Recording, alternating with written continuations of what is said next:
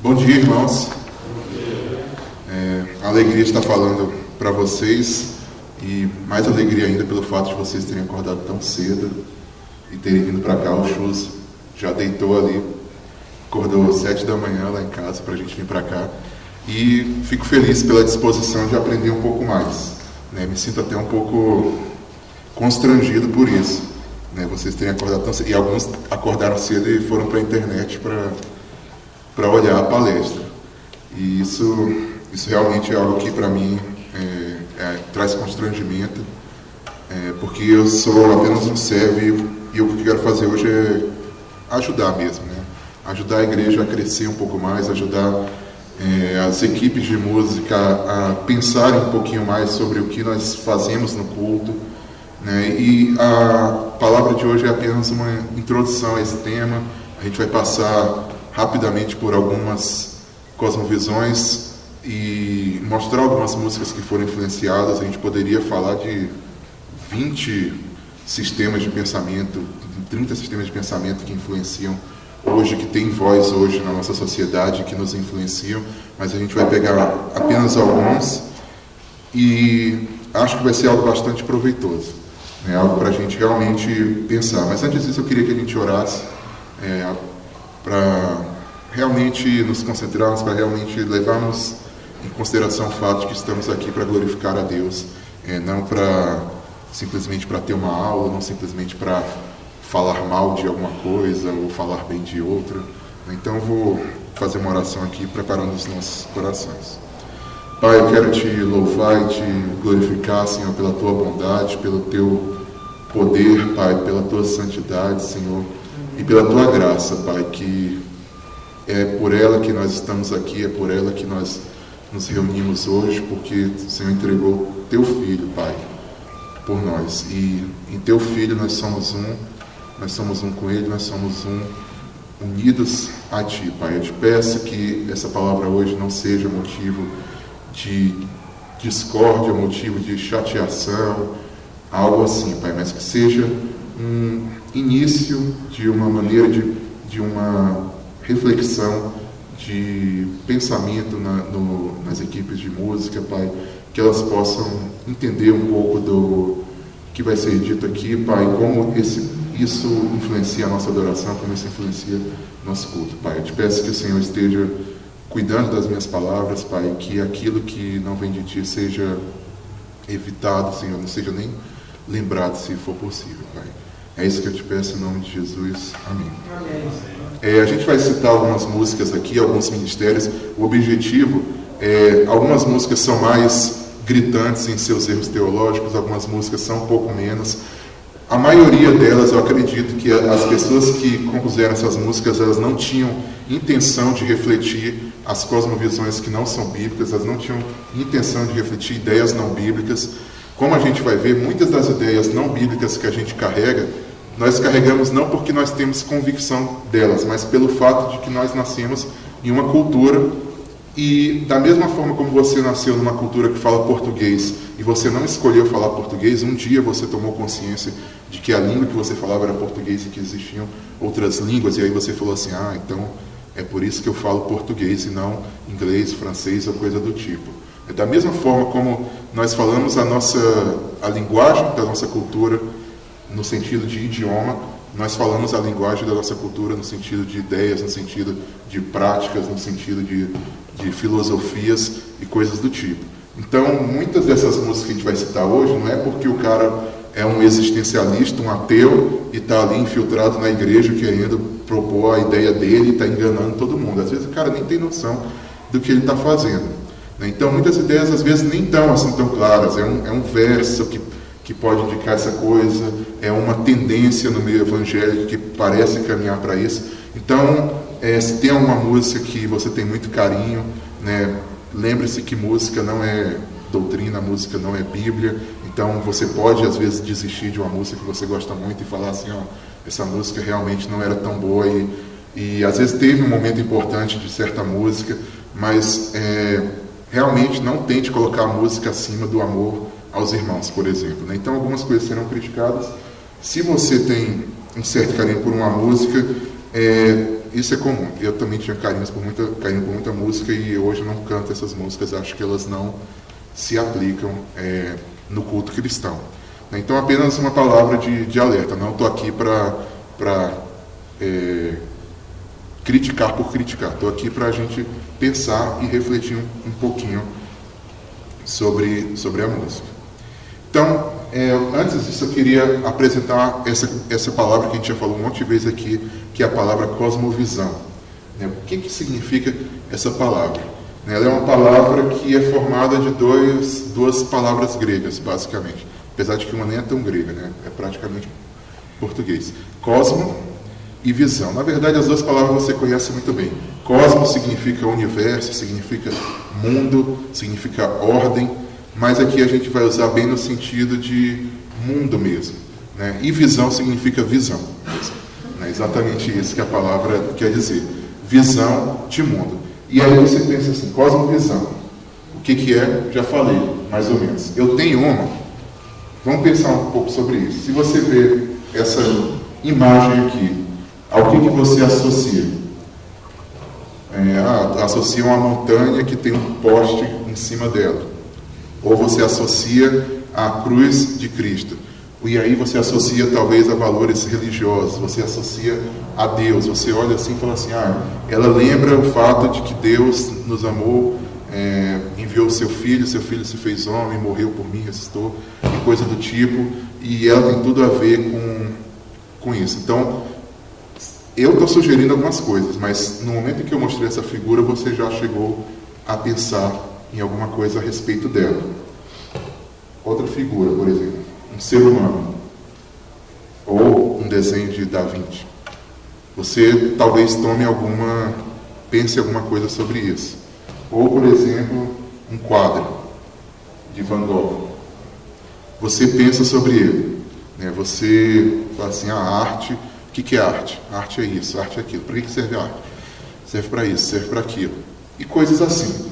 O fato de você olhar esses 3 temas, por exemplo, 3 temas básicos, e você ter alguma ideia sobre eles, ter algum pensamento sobre eles, ter alguma reação sobre eles, isso demonstra que você tem uma cosmovisão. Então, o que eu queria dizer é o seguinte, todo mundo tem uma cosmovisão.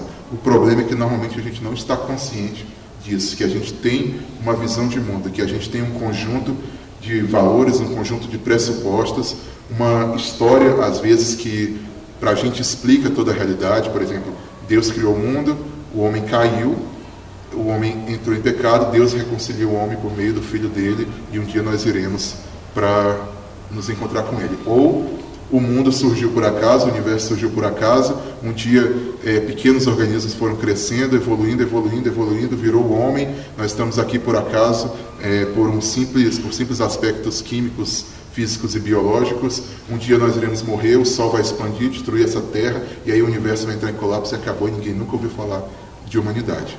Isso é uma história que controla a maneira de pensar de muita gente, como a gente vai ver aqui adiante. Então, conscientemente ou não, nós temos uma visão de mundo, nós temos maneiras de enxergar. Algumas vezes a gente pensa um pouco mais sobre um assunto, algumas vezes a gente reage sem pensar.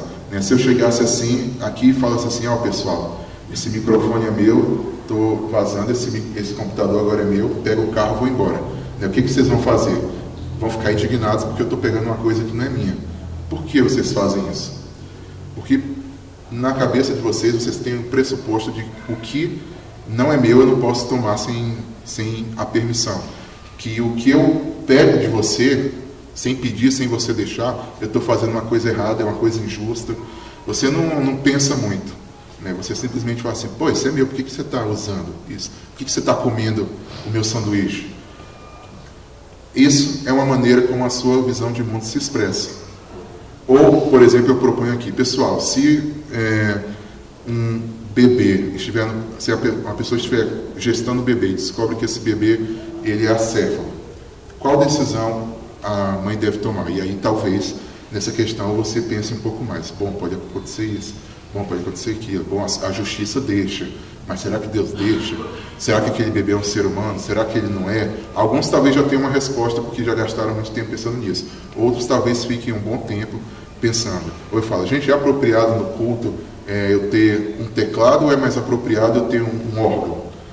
E aí talvez a gente fale assim, é mais apropriado o teclado, porque atinge mais as pessoas, elas estão mais acostumadas com o teclado. Não, mas é melhor um órgão, porque cria aquela sensação de distanciamento e aquela ideia de sagrado. E aí outro fala assim, não, o melhor é ter uma daquelas guitarras de teclado, que dá um clima de anos 80, e é isso que o mundo está querendo hoje. Então, temos respostas que talvez a gente pense muito rápido para responder, temos respostas que talvez a gente pense mais, mas todas essas respostas são dadas baseadas em pressuposições, em ideias, em preconceitos, às vezes, ideias preconcebidas, ideias que a gente aprendeu em algum lugar, ideias que a gente até formou, às vezes, pelo nosso raciocínio, que nos guiam. Então, o James Sire, que é um cara que escreveu um livro que se chama O Universal Ato, que é um livro sobre cosmovisão, ele dá uma definição que eu vou fazer bem resumida, que ele fala o seguinte: é um conjunto de pressuposições que podem ser verdadeiras, mais ou menos verdadeiras, ou falsas. Então você tem pressuposições que podem ser verdadeiras, falsas, eu tenho um fundo de verdade ali, ser uma bagunça na sua cabeça, que você as tem conscientemente ou não. Você pode ter a ideia consciente, assim, roubar é errado, porque Deus não nos permite roubar, porque a gente não pode pegar o que não é nosso. Ele não entregou na nossa mão, entregou para o outro. Ou simplesmente você tem a ideia roubar é errado. Então você tem essa ideia conscientemente ou inconscientemente. Coerentemente ou incoerentemente, que é o que acontece muitas vezes com os brasileiros. Né? Eles reclamam dos seus políticos, mas ao mesmo tempo eles compram DVD pirata, ao mesmo tempo eles forjam carteirinhas falsas para entrar no cinema e coisas do tipo. Eu sempre lembro de uma discussão que estava tendo numa lista de amigos meus da universidade, em que tem uma amiga nossa que estuda cinema, é cineasta, e sempre fala, nós temos que apoiar o cinema nacional, nós temos que apoiar o cinema. E aí dá, 2 meses, alguém manda um e-mail na lista e fala assim, pessoal, vocês têm aquele comprovante de matrícula falsa da UNB para eu poder entrar no cinema? Porque eu formei e eu estou tendo que pagar inteira. Se eu conseguir um comprovante falso, eu imprimo e pago meia. E aí todo mundo, não sei o que, eu quero também. E aí alguém mandou assim, gente, isso é errado, vocês não deviam fazer isso. E aí, fica quieta. E aí essa menina foi e mandou, fica quieto você também. E ele falou assim, é engraçado, né? Você é a pessoa que mais fala para a gente apoiar o cinema, mas você está roubando a metade da entrada. Né? Então, muitas vezes, a nossa forma de pensar, a nossa visão de mundo, ela vai ter pressupostos incoerentes. Isso aqui é errado, mas eu faço de vez em quando porque para mim vale a pena, porque dá certo, ou coisa do tipo. Né? E às vezes essa incoerência é consciente, às vezes essa coerência não é. Né? Eu tenho um amigo que fala assim, eu falei, cara, mas isso que você está falando é incoerente. Ao mesmo tempo que você fala que todas as religiões devem ser aceitas, você está usando a religião do Henrique Cristo. Eu estava tentando levar ele a perceber que, ele falou assim, não, todas as religiões são iguais, tem o mesmo valor. Eu falei assim, então por que você zoa a do Henrique Cristo? Você tinha que apoiar também, né? Aí ele, não, mas... Aí ele falou assim, a coerência é uma coisa muito superestimada. Né? Então eu posso defender isso e fazer o contrário. Né? E aí ele pode ser coerente com essa incoerência dele, ele simplesmente fugiu pela tangente e agora ele pode ser incoerente para sempre. Então, a gente está falando sobre esses conceitos e talvez você pense assim, por que isso importa? A gente vai estudar pensamentos, rapidamente, alguns pensamentos de filósofo, a gente vai estudar o desenvolvimento da nossa cultura e por que isso importa. E aí tem uma frase de uma escritora que ela fala o seguinte, a Nancy Pierce, ela fala assim, Platão diz que os filósofos deveriam governar o mundo. Aí ela fala assim, e eles governam centenas de anos depois de morrer. O que ela está querendo dizer com isso? Ela está dizendo assim, muito da filosofia, da forma de pensar que nós carregamos hoje, foi pensada há muito tempo atrás por filósofos.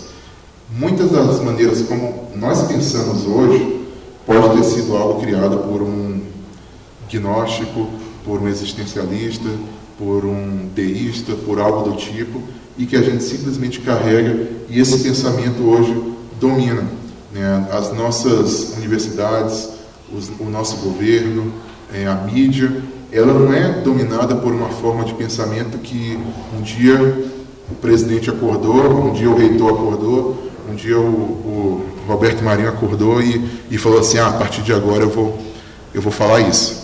A partir de agora eu vou carregar esses valores. Essa forma de pensar é algo que foi cultivado, que foi pensado há muito tempo atrás, que começou a ser debatido e que hoje, talvez sem nem imaginar, esses filósofos que pensaram nisso, eles governam o nosso mundo. Né? Então, por isso que ela fala isso. Platão dizia que os filósofos eles tinham que governar, e eles governam. Às vezes eles nem sabem, mas às vezes governam. E aí outra frase de um pensador, né? Ele fala o seguinte: a filosofia de um século é o bom senso do próximo. Sorte de hoje do Orkut. É verdade isso. Eu não sei se você já tirou essa sorte algum dia. Né? Hoje em dia ninguém usa isso. Né? Mas o que ele está falando é o seguinte: há um século atrás, o que esses filósofos estavam pensando, hoje você está achando como a coisa mais natural do mundo. Então a gente muitas vezes tem aula de filosofia na escola, na faculdade, e a gente pensa que aquilo ali é inútil, mas não é inútil. A nossa vida é influenciada por filosofias, ideologias, pela cultura do nosso contexto, e isso vai incluir as nossas músicas. Então, se você está tendo aula de filosofia hoje, eu sei que muitas vezes os professores de filosofia são muito chatos e pedantes, né? Mas preste atenção nessa aula. Você vai entender muito da forma como os seus amigos pensam, como a sua igreja pensa, como a sociedade pensa, como a universidade pensa, ou algo do tipo. Né? Se você tiver um bom professor de filosofia, isso ajuda muito mais. Né? Eu felizmente, tive alguns professores muito bons e nunca cursei filosofia, mas acabou que isso ajudou bastante. Então, se você tiver acesso a isso, ou a algum livro de introdução, como aquele que a gente usava no 2º grau, né, que era o Filosofando, não sei se alguém já chegou a usar isso, procure. Se você encontrar livros de cristãos em que eles criticam, em que eles examinam, aí isso ajuda mais ainda. Né? No final da palestra eu vou apresentar alguns livros e aí a gente pensa um pouco sobre isso. Então, é importantíssimo a gente conhecer as formas de pensar que dominam o nosso tempo, e também é importantíssimo a gente conhecer um pouco o nosso tempo. Então eu vou fazer rapidamente aqui um resumo histórico. Não fiquem com preguiça, eu sei que é uma coisa que talvez alguns viram na escola essa semana e aí, poxa, esse cara vem aqui para a igreja para ouvir a mesma coisa no sábado de manhã, mas vai ser algo que é importantíssimo para desenvolver o nosso pensamento. Eu não sei se vocês sabem, talvez eu acho que vocês não saibam, mas a minha área é comunicação social. Então, muito do que eu vou falar aqui, ele vai estar voltado especialmente para comunicação social, para comunicação de massa. Vai ser mais uma história da cultura de massa, da mídia, da indústria cultural, como a gente chama, do que uma história propriamente dita. Algumas coisas vão bater, por exemplo, com o que o pastor Isaías Lobão falou ontem. Outras vão acrescentar e vão explicar por que aquelas pessoas tomaram as decisões de fazer certos tipos de hino, certos tipos de música. Então, o foco aqui vai ser comunicação de massa e comunicação social. Então, rapidamente, o clima cultural da nossa época. Algo que todo mundo já percebeu, nós vivemos numa época de avanços científicos. É algo que vem já de 200 anos para cá, 300 anos para cá, a ciência alcançando novas descobertas, criando novas formas de se fazer as coisas, criando instrumentos que facilitam a vida do homem. Então, antes, aquilo que era feito por uma pessoazinha costurando, hoje em dia a gente tem máquinas que fazem isso de uma forma muito mais rápida, de uma forma muito mais barata. A gente tem máquinas que provocam uma industrialização, que provocam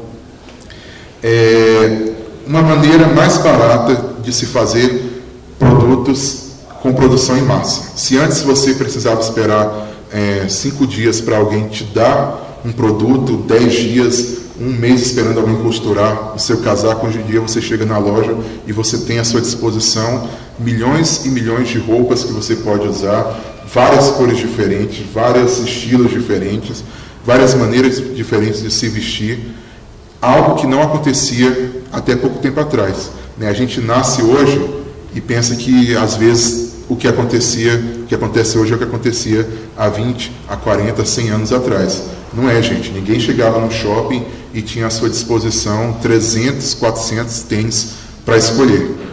Normalmente o cara só tinha aquela bota que ele herdou do pai dele, alguma coisa do tipo, e ele usava até ela furar para ele aí comprar outra que era feito por um sapateiro sozinho ali, e ele tinha um relacionamento com esse sapateiro, ele sabia qual era o sapateiro bom, qual era o ruim, tinha aquela coisa pessoal, algo do tipo.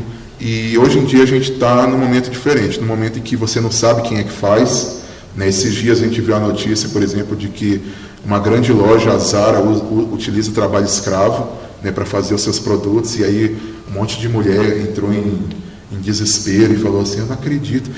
E pior de tudo, trabalho escravo continua caro, né? O que está valendo isso? Né? Então a gente viu pessoas conversando assim, né?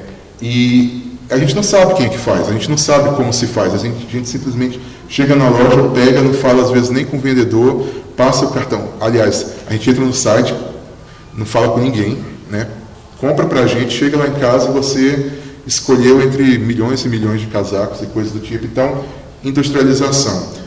Produtos sendo feitos de maneira, feitos em massa, né? Uma produção em massa. A gente enxerga o fim da sociedade tradicional, que é o quê? A ideia de que as sociedades antigamente se reuniam ao redor de pequenos grupos, de comunidade. Então era um grupo que se reunia em torno de uma religião ou de uma igreja, um grupo, uma grande família, uma tribo, algo do tipo. Então essa sociedade era mais tradicional. A sua identidade estava profundamente baseada na comunidade em que você participava. O seu nome, o nome que você carrega, esse nome ele tinha um valor muito maior do que tem hoje, né? O fato de você carregar o seu nome Silva, Ribeiro, Carvalho, alguma coisa desse tipo, algumas famílias ainda mantêm isso, mas no geral aquilo ali tinha um peso muito grande. Era aquela ideia mesmo de você estar envergonhando a família, né? O que você faz tem consequências para a fama de toda a sua família. A sua família está desgraçada pelo que você fez. A sua família cresceu por causa do que você fez. A sua comunidade vai ser lembrada pelos atos que você tem. Então, você tinha uma sociedade que era baseada em torno da comunidade, não simplesmente do indivíduo. Indústria cultural, o que a gente chama de indústria cultural? É que não apenas os produtos como roupas, como comida, aqueles produtos básicos, eles se tornam algo que é produzido industrialmente, mas a própria cultura, as próprias músicas, livros, revistas em quadrinhos, elas são produzidas em massa. Então, por exemplo, quadrinhos é considerado uma arte que tem 100 anos. Né? Outro dia alguém falou assim, quadrinhos têm 100 anos. Mas os historiadores discutem realmente se quadrinhos têm 100 anos. Eles falam o seguinte: desde o início dos tempos, o homem gosta de contar histórias com imagens. Ele pega uma imagem, coloca a letra embaixo, pega uma imagem, coloca a letra do lado. A gente não tinha os balões como a gente tem hoje. Mas desde aquele tempo o homem contava histórias por meio de imagens associadas com palavras que seguiam uma certa sequência. Mas hoje em dia, por que esse negócio ficou tão forte? Porque hoje em dia pode-se produzir isso de uma maneira muito mais rápida e muito mais barata. Né? 200 mil revistas vendidas. No Japão, um mercado de 1 milhão de livros vendidos, de quadrinhos por semana, porque é barato, porque é feito num papel ruim, preto e branco, então os caras compram, levam no metrô para ler, levam para casa para ler. E não é porque, hoje em dia o homem... Não é simplesmente isso. Vai ter alguma coisa a ver. Mas não é simplesmente porque hoje em dia o homem aprendeu a ler quadrinhos. É porque hoje em dia ele pode simplesmente pegar ali na banca, porque sai toda hora, e música sai toda hora, e filme sai toda hora, e as próprias notícias viram fruto dessa sociedade de consumo. Notícia vira algo que você tem que ter todo dia, que você tem que consumir, que você tem que abrir o site e olhar a notícia, e às vezes é a coisa mais irrelevante do mundo, é algo que em outros tempos nunca viraria uma notícia, nunca entraria num livro de história, e você olha poxa, não foi atualizado esse blog, e eu tenho que olhar, então vou olhar outro que é atualizado diariamente, então eu olho nesse, e coisa do tipo, né? E a gente entra nessa indústria que a gente chama de indústria cultural. Não apenas produtos básicos são produzidos industrialmente, produtos culturais música, quadros, revistas, livros são produzidos de uma maneira industrial. Surgimento da figura do adolescente. Eu não sei se vocês sabem, mas a palavra adolescente, teenager, eu acho que ela não tem nem 100 anos. Ela surgiu na década de 50, 60, alguns historiadores dizem que essa palavra surgiu na década de 50 ou 60, numa revista da Seleções, da Reader Digest, né, que a gente chama aqui no Brasil de Seleções. Até pouco tempo atrás não existia a figura do adolescente, a figura do jovem. Ou você era criança, ou você era adulto. E aí você era criança e um dia você virava adulto.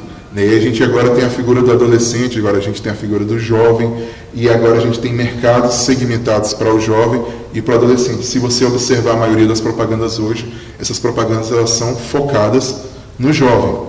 E quando elas são focadas em pessoas mais velhas, elas tentam fazer com que as pessoas mais velhas se sintam jovens. Então, a ideia antigamente de você vender um produto baseado, por exemplo, numa tradição de família, como por exemplo o café do sítio faz, né? Então coloca a vovozinha que faz o café do sítio, e aí põe a neta e falando assim, eu também tomo café do sítio. Essa ideia, praticamente, publicitário nem usa muito mais, porque a ideia é o quê? Viva o novo, né? Consiga o novo, tenha o novo produto, a atualização do meu produto. Então você tem um iPhone 3, mas dá 6 meses lança o iPhone 4, dá mais 6 meses lança o iPhone 5, você tem que comprar, porque agora ele vem com uma câmera 8 megapixels, porque agora ele vem com a câmera 10 megapixels, porque agora ele vem com FaceTime, porque agora ele vem com um projetor, porque coisas do tipo, e a gente está sempre comprando, sempre em busca daquilo que é novo. E as propagandas tentando nos convencer de que nós somos jovens, de que nós podemos continuar jovens, de que a cultura jovem é a melhor cultura que existe. Isso aí vai influenciar muito a igreja. Por que eles se focam no jovem normalmente? Especialmente para vender produtos que são dispensáveis. Porque o jovem ele não paga escola, o jovem ele não paga imposto, o jovem ele não põe comida na mesa, o jovem ele tem o dinheiro dele, o primeiro salário, e ele pode gastar com o que ele quiser, porque ele normalmente vai ter alguém bancando ele. Então, o dinheiro que ele entra é um dinheiro que ele pode usar à vontade, porque a parte essencial alguém está pagando para ele. E aí acontece aquela coisa meio estranha, que são aqueles garotos barbados, né, como vai dizer o Mark Driscoll, aqueles caras que passaram da idade e continuam ali usando o dinheiro deles para comprar aquilo que é supérfluo, aquilo que não é importante, aquele cara que não assume uma responsabilidade maior. Então, consumismo, como a gente já falou, necessidade de diversão. A nossa época, todos os tempos, o homem sempre buscou diversão, o homem sempre buscou lazer, mas na nossa época, a diversão é algo que é obrigatório. Você não pode passar um final de semana sem se divertir, sem pegar alguma coisa, sem conseguir consumir algum produto, sem ir numa festa, sem assistir um filme. As notícias têm que se tornar divertidas, então você assiste um jornal, mas o jornal ele não te dá só as notícias importantes do dia, ele vai no final dar aquelas notícias engraçadas, como um cachorro que sabe surfar, né? Como um palhaço que trabalha num banco, né? Por quê? Porque senão você não aguenta o jornal. Então eu tenho que estar aqui com vocês e tenho que fazer a cada 5 minutos alguma piadinha, alguma coisa que prenda a atenção, que você sorria e que você fale assim, esse aqui não é um cara chato, né? Então, por quê? Porque nós somos viciados em diversão, nós somos viciados em entretenimento de uma maneira como nunca aconteceu antes, porque está muito mais fácil você ter acesso a esse entretenimento. Você pode escolher um filme, você pode escolher um show, você pode escolher um DVD, você pode escolher uma festa, você pode escolher jogos, você pode sair para algum lugar, você pode viajar, você pode fazer um monte de coisa legal no seu final de semana, e não apenas no final de semana, às vezes o seu trabalho também tem que virar um momento de lazer ali, né? Você tem que ter, não sou contra a diversão, não sou contra o lazer, alguns locais que eu trabalhei eram locais super divertidos de se trabalhar, né? Que enfatizavam isso, de às vezes você está aí 8 horas sentado na cadeira, sai um pouquinho, vai ali num canto e descansa um pouco, até porque a nossa mente precisa descansar. Mas a ideia é que nós somos muito viciados em diversão de uma maneira que nunca foi antes. E aí o surgimento do cinema, da televisão, da fotografia, o que isso significa? Uma transição de sociedades que são baseadas em tradições orais ou tradições escritas para uma sociedade que é baseada em informações visuais. Isso aí é algo que acontece durante esse século. As sociedades anteriormente eram baseadas em tradições orais ou tradições escritas. A Bíblia ou histórias que eram passadas de geração em geração. Eu conversei com uma menina que estuda história essa semana e ela falou isso. Você consegue imaginar que alguns poemas gregos de Homero eles foram escritos numa sociedade que não tinha a forma de reprodução que a gente tem hoje, e muitos poemas que tem hoje são de pessoas que não sabiam nem escrever, né? Como é que isso se passou? Eles foram escritos na época que as pessoas às vezes não sabiam escrever, né? Como é que isso se passou? Às vezes cantando-se, contando-se para o outro, né? A cultura hebraica que nos trouxe a Bíblia, pessoas que sabiam decorado textos inteiros, livros inteiros da Escritura, né? Então, homens que olhavam o copista ali copiando de texto para texto da Bíblia e falavam assim, isso aqui está errado. Raramente algum erro. Se você olhar os manuscritos bíblicos, coisas minimamente diferentes. Então, sociedades que eram baseadas em oralidade, em tradição, e que não tinham computadores para guardar essas coisas, como a gente tem hoje, né? E que se lembravam muito mais do que a gente.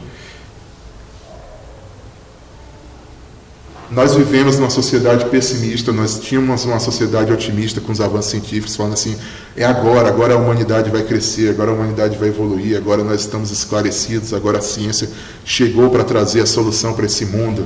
E é uma sociedade que, de repente, entre duas grandes guerras, e fala assim, eu acho que o homem não evoluiu tanto como a gente estava pensando, eu acho que a nossa sociedade não cresceu tanto.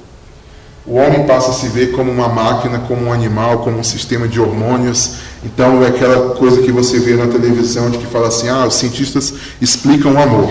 Por que acontece o amor entre um homem e uma mulher? Porque existem certos hormônios que o homem solta, que a mulher aceita, e aí por causa disso cria uma certa compatibilidade, e o cérebro lança endorfina e coisas, adrenalina, e aí cria essa sensação de que você está apaixonado por alguém, e por meio de desejo de sobrevivência você se une com essa pessoa para sempre, porque você sabe que sozinho é mais fácil você ser atacado, e as mulheres se veem debaixo dessa proteção do homem, então elas têm mais apego ao homem, mas o homem tem aquela tendência, e se explica o homem como se ele fosse simplesmente fruto de impulsos animais, ou fruto de impulsos culturais, ou fruto de hormônios, de neuroses que ele tem, mas ele, no final das contas, ele é simplesmente ou um computador super desenvolvido, ou um animal super desenvolvido, ou mais algo que parece não ter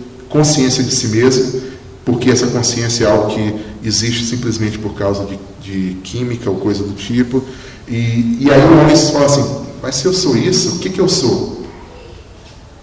Eu não sou nada. Então quer dizer que o amor que eu sinto pela minha filha, esse amor, ele é simplesmente fruto de um instinto, ele é simplesmente fruto de hormônio. Então o amor não existe.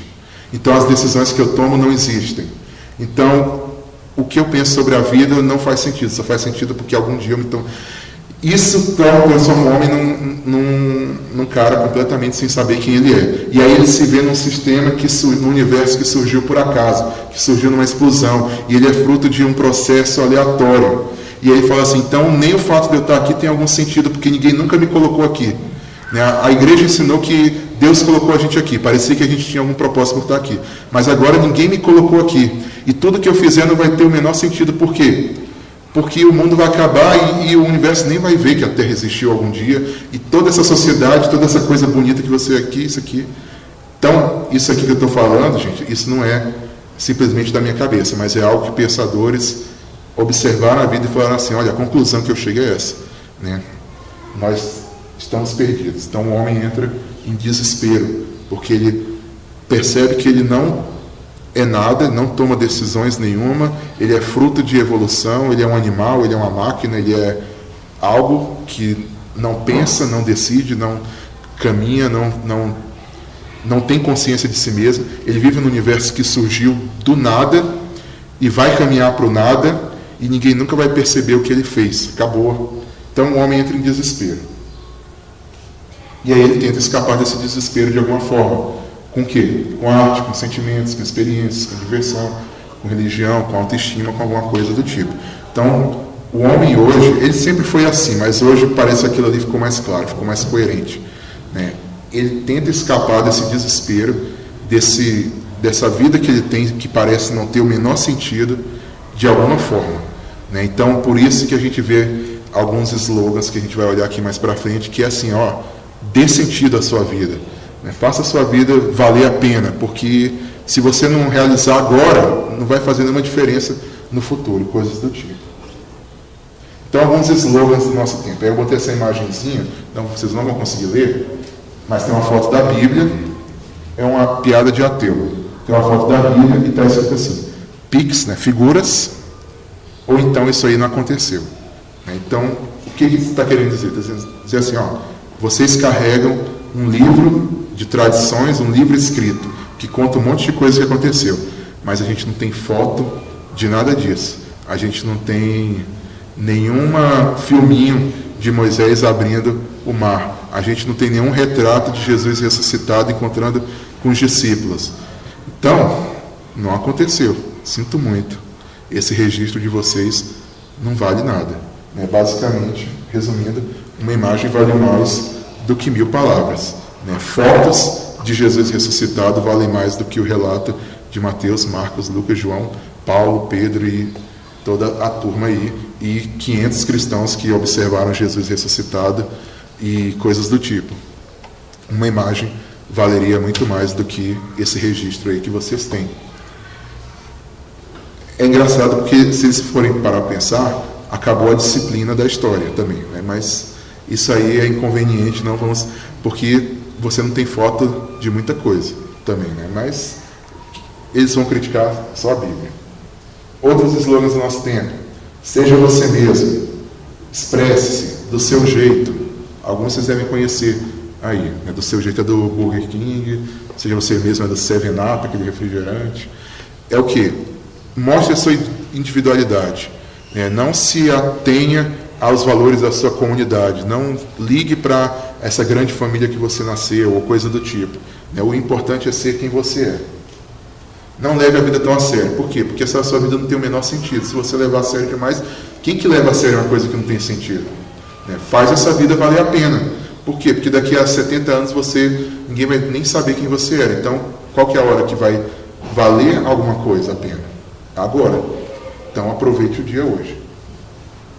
A ciência já comprovou isso. Né? A ideia de que a ciência é aquela que diz o que é certo ou o que é errado. É a grande guardiã da verdade. Então, eu falo para você assim, ó, as mulheres dirigem pior do que homens. Ah, não acredito nisso. Mas a ciência comprovou que 80% das batidas são provocadas por mulheres no volante.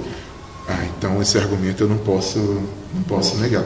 Não estou negando tudo da ciência, gente, que seria até uma incoerência eu ir para a universidade e falar isso. Mas percebe que a ideologia é essa? Eu posso dar qualquer valor para você e se eu falar assim, a ciência comprovou isso, talvez você nem procure e fale assim, ó, está no Google. Depois você olha lá, aí você nem vai olhar, você só vai acreditar no meu argumento. Em pleno século XXI e você ainda pensa assim, é a ideia de que a nossa época é a melhor época que existe, a nossa geração é a melhor geração que existe, o nosso pensamento é o pensamento mais evoluído que existe. É aquilo que o C.S. Lewis chamou de esnobismo, né? Esnobismo cronológico, assim, ó, a minha época, a minha sociedade é a melhor sociedade, a sociedade do meu tempo. A gente não é preconceituoso com as sociedades do lado. Assim, não fala mal da sociedade ali dos índios. Mas você pode falar mal de todas as sociedades de 10 anos para cá, para trás. Esse aqui é legal. Isso é tão 2005. Né? Então, você está ouvindo isso, mas essa música, isso é de 2005. Você está ouvindo Backstreet Boys. Aí fala assim, os anos 90, os anos 90 ligaram e pediram a música de volta, né? Aquela coisa. porque a gente vive numa sociedade que tem que estar o tempo todo apresentando novos produtos, e a gente entrou nisso, né? Viva um novo. Né? Por que você vai viver o velho? Por que você vai se guardar em tradições? O jovem tem que curtir a vida, a ideia de que o jovem é o centro, a ideia de que o jovem tem que aproveitar ao máximo o seu momento. Por quê? Porque os velhos não aproveitam. Por que eles não aproveitam? Porque eles estão cuidando de criança, né? Porque eles estão indo buscar os filhos do Mackenzie, né? Então, é a ideia de que assim, não, eu tenho que ter uma aparência de jovem, eu tenho que ser, tenho que usar um Mac, uma coisa do tipo assim, né? Que o PC é coisa de velho, né? O Mac é coisa de jovem. Esse aqui é do Schultz, não é meu. Mas eu tenho também. Isso aqui, ó, essa é a sua verdade. Para mim, Jesus ressuscitou, né? Poxa, que bonito, uma frase cristã, né? Não é bem uma frase cristã. Jesus não ressuscitou para você, só porque você acredita. Jesus ressuscitou na história. Ele ressuscitou. Então não precisa dizer, para mim ele ressuscitou. Eu sei que você concorda que ele ressuscitou, mas o para mim da ideia é o quê? Essa é a minha verdade pessoal. Se ele não ressuscitou, não sei. Mas para mim ele ressuscitou no meu coração, alguma coisa assim. Vamos construir um mundo melhor, alcance sua melhor vida agora. Gentileza gera gentileza. A ideia de que o ser humano, sem regeneração, ele pode simplesmente cometer atos bons e mudar o mundo, e mudar a própria vida. E se você pode nunca ser crente, mas se eu te der 7 passos para ter uma vida fantástica, você vai ter essa vida, né? Dependendo se você é um cara regenerado ou se você não é regenerado. Então, o que isso tem a ver conosco? Tudo, né? Tudo isso tem a ver com a gente, né? Poxa, por que ele está falando tudo isso?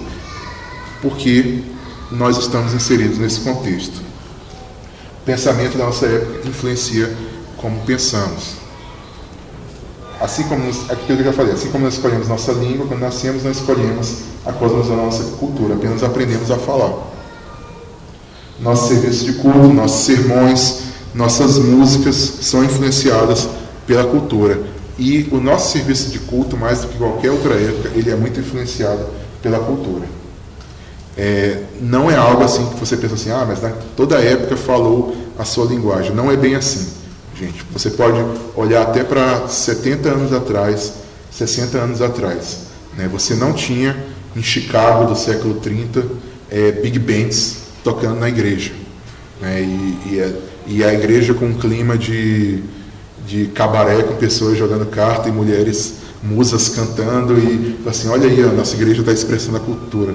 Não é assim que funciona. Nunca foi assim que funcionou. A nossa época ela é bem mais influenciada do que qualquer cultura que vocês se lembrem. Então, vamos jogar tudo fora? Não é bem isso. Mas nós devemos examinar o que estamos fazendo, né? Tudo o que a gente faz deve ser examinado. Tanto cultos tradicionais, tradicionalistas, como cultos contemporâneos. Hoje eu vou focar especialmente nos cultos contemporâneos, mas isso não quer dizer que os cultos tradicionais não devam ser examinados o tempo todo, não devam ser analisados, e não quer dizer simplesmente que o fato de refletir a cultura é ruim por si só, porque o próprio Paulo vai nos ensinar que o culto ele deve ser inteligível para a pessoa que está assistindo. Então, se eu venho aqui para Brasília plantar uma igreja, e planto uma igreja aqui no meio da Ceilândia, ou mesmo lá no plano piloto, ou em outro lugar, e realizo todos os meus cultos em latim, ou em grego, ou em coisa do tipo, se não tiver um motivo muito bom, que é atingir a comunidade grega, que é atingir a comunidade de latinos, não é isso. Que não seja, se não tiver um motivo muito específico para eu estar fazendo aquilo, que é atingir pessoas que falam latim, que não vai existir. Então, se não tiver um motivo, você deve fazer o culto de uma maneira e que a sua cultura compreenda. Então, não é simplesmente uma negação de cultura por si só, mas um exame da nossa cultura, né? Então, o foco aqui principal vai ser o culto contemporâneo, por 2 motivos.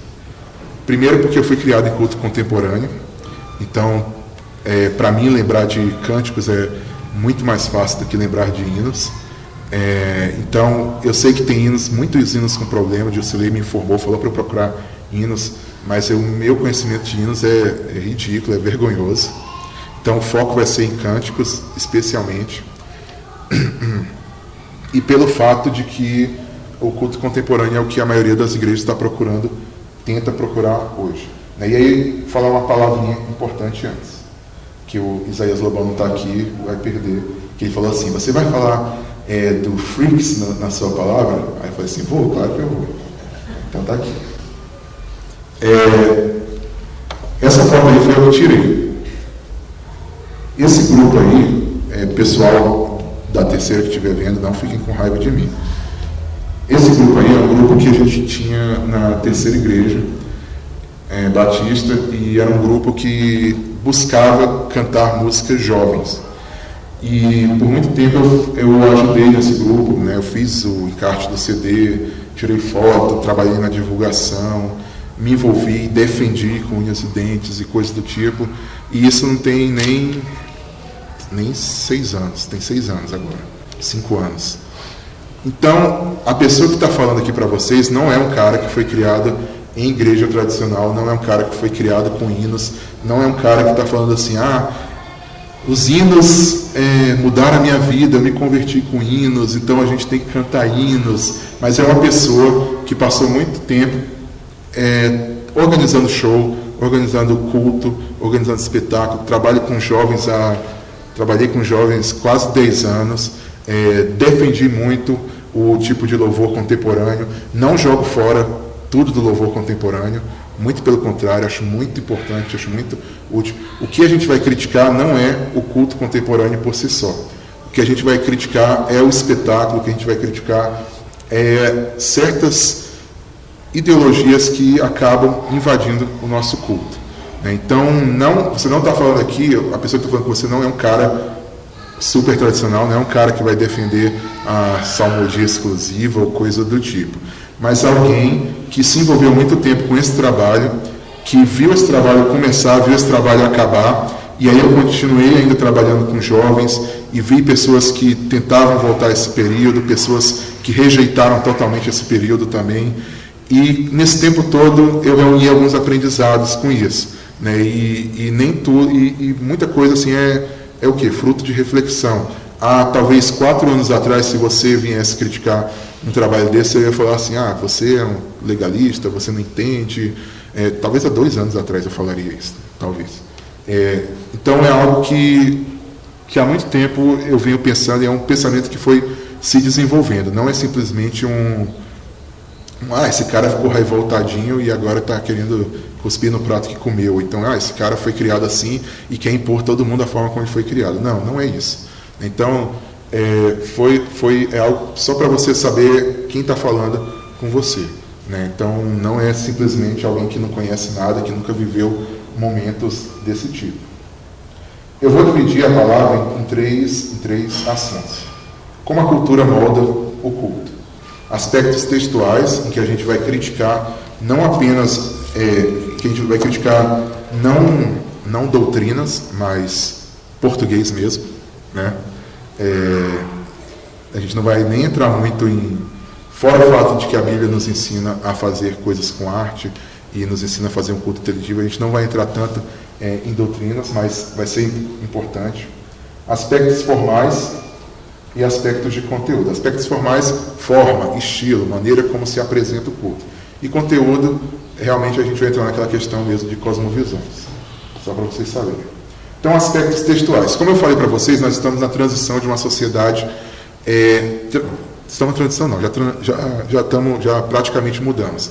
De sociedades baseadas em tradições orais e escritas para uma sociedade baseada em informações visuais. As pessoas precisam de imagens, as pessoas necessitam aprender com figuras, elas têm que ter um iPad na sala de aula, as crianças, porque senão elas não aprendem, elas têm que ter É engraçado que a cada 5 anos isso muda, né? Não, toda escola vai ter agora um videocassete que vai passar filmes. Não, a partir de agora todas as escolas vão ter um DVD que vai passar... Não, a partir de agora toda escola vai ter um laboratório de informática e o computador vai estar em sala de aula. Não, agora toda criança da escola vai receber um iPad, né, para que ela possa aprender um pouquinho. A gente passa a vida inteira 8 horas do nosso dia, provavelmente, diante de uma tela, vendo coisas, observando, pensando com essa tela e coisas do tipo. Tanto tela de televisão, quanto tela de computador, como tela de iPod, tela de cinema, a gente fica o tempo todo. Né? A gente está com uma tela aqui e eu estou com uma tela aqui. E provavelmente você, um ou outro, está ainda com uma outra telazinha assim. Eu estou com outra aqui, que eu olho no horário e estou vendo que eu estou falando demais já. Então, nós estamos o tempo todo com telas ao nosso redor, com informações ao nosso redor. Qual que é a consequência disso? Lemos pouco. Esses dias saiu uma pesquisa falando que o universitário brasileiro lê 4 livros por ano, a média. 4 livros por ano. Imagina uma pessoa, no momento que ela está recebendo a formação profissional, a formação acadêmica dela, e essa pessoa ela lê 4 livros por ano, em média. E eu acho que provavelmente essa média é assim, porque quando o cara chega no TCC, ele lê 8 livros, aí a média aumenta, porque nos outros anos é 2, 2, 2, alguma coisa do tipo. Né? Mas imagina isso, uma pessoa fazendo trabalhos de universidade, fazendo trabalhos de faculdade, 4 livros por ano, 2 livros por semestre. Né? Se você fizer 2 matérias por semestre, pode até ser que assim, é um livro para cada matéria, mas normalmente a gente faz o quê? 6 matérias por semestre, 8 matérias por semestre, dependendo de se você faz exatas ou coisa do tipo. Né? Então, 4 livros por ano, a gente lê muito pouco.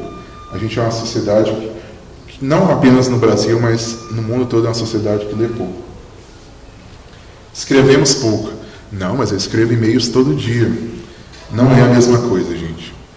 Até escrever post de blog não é a mesma coisa.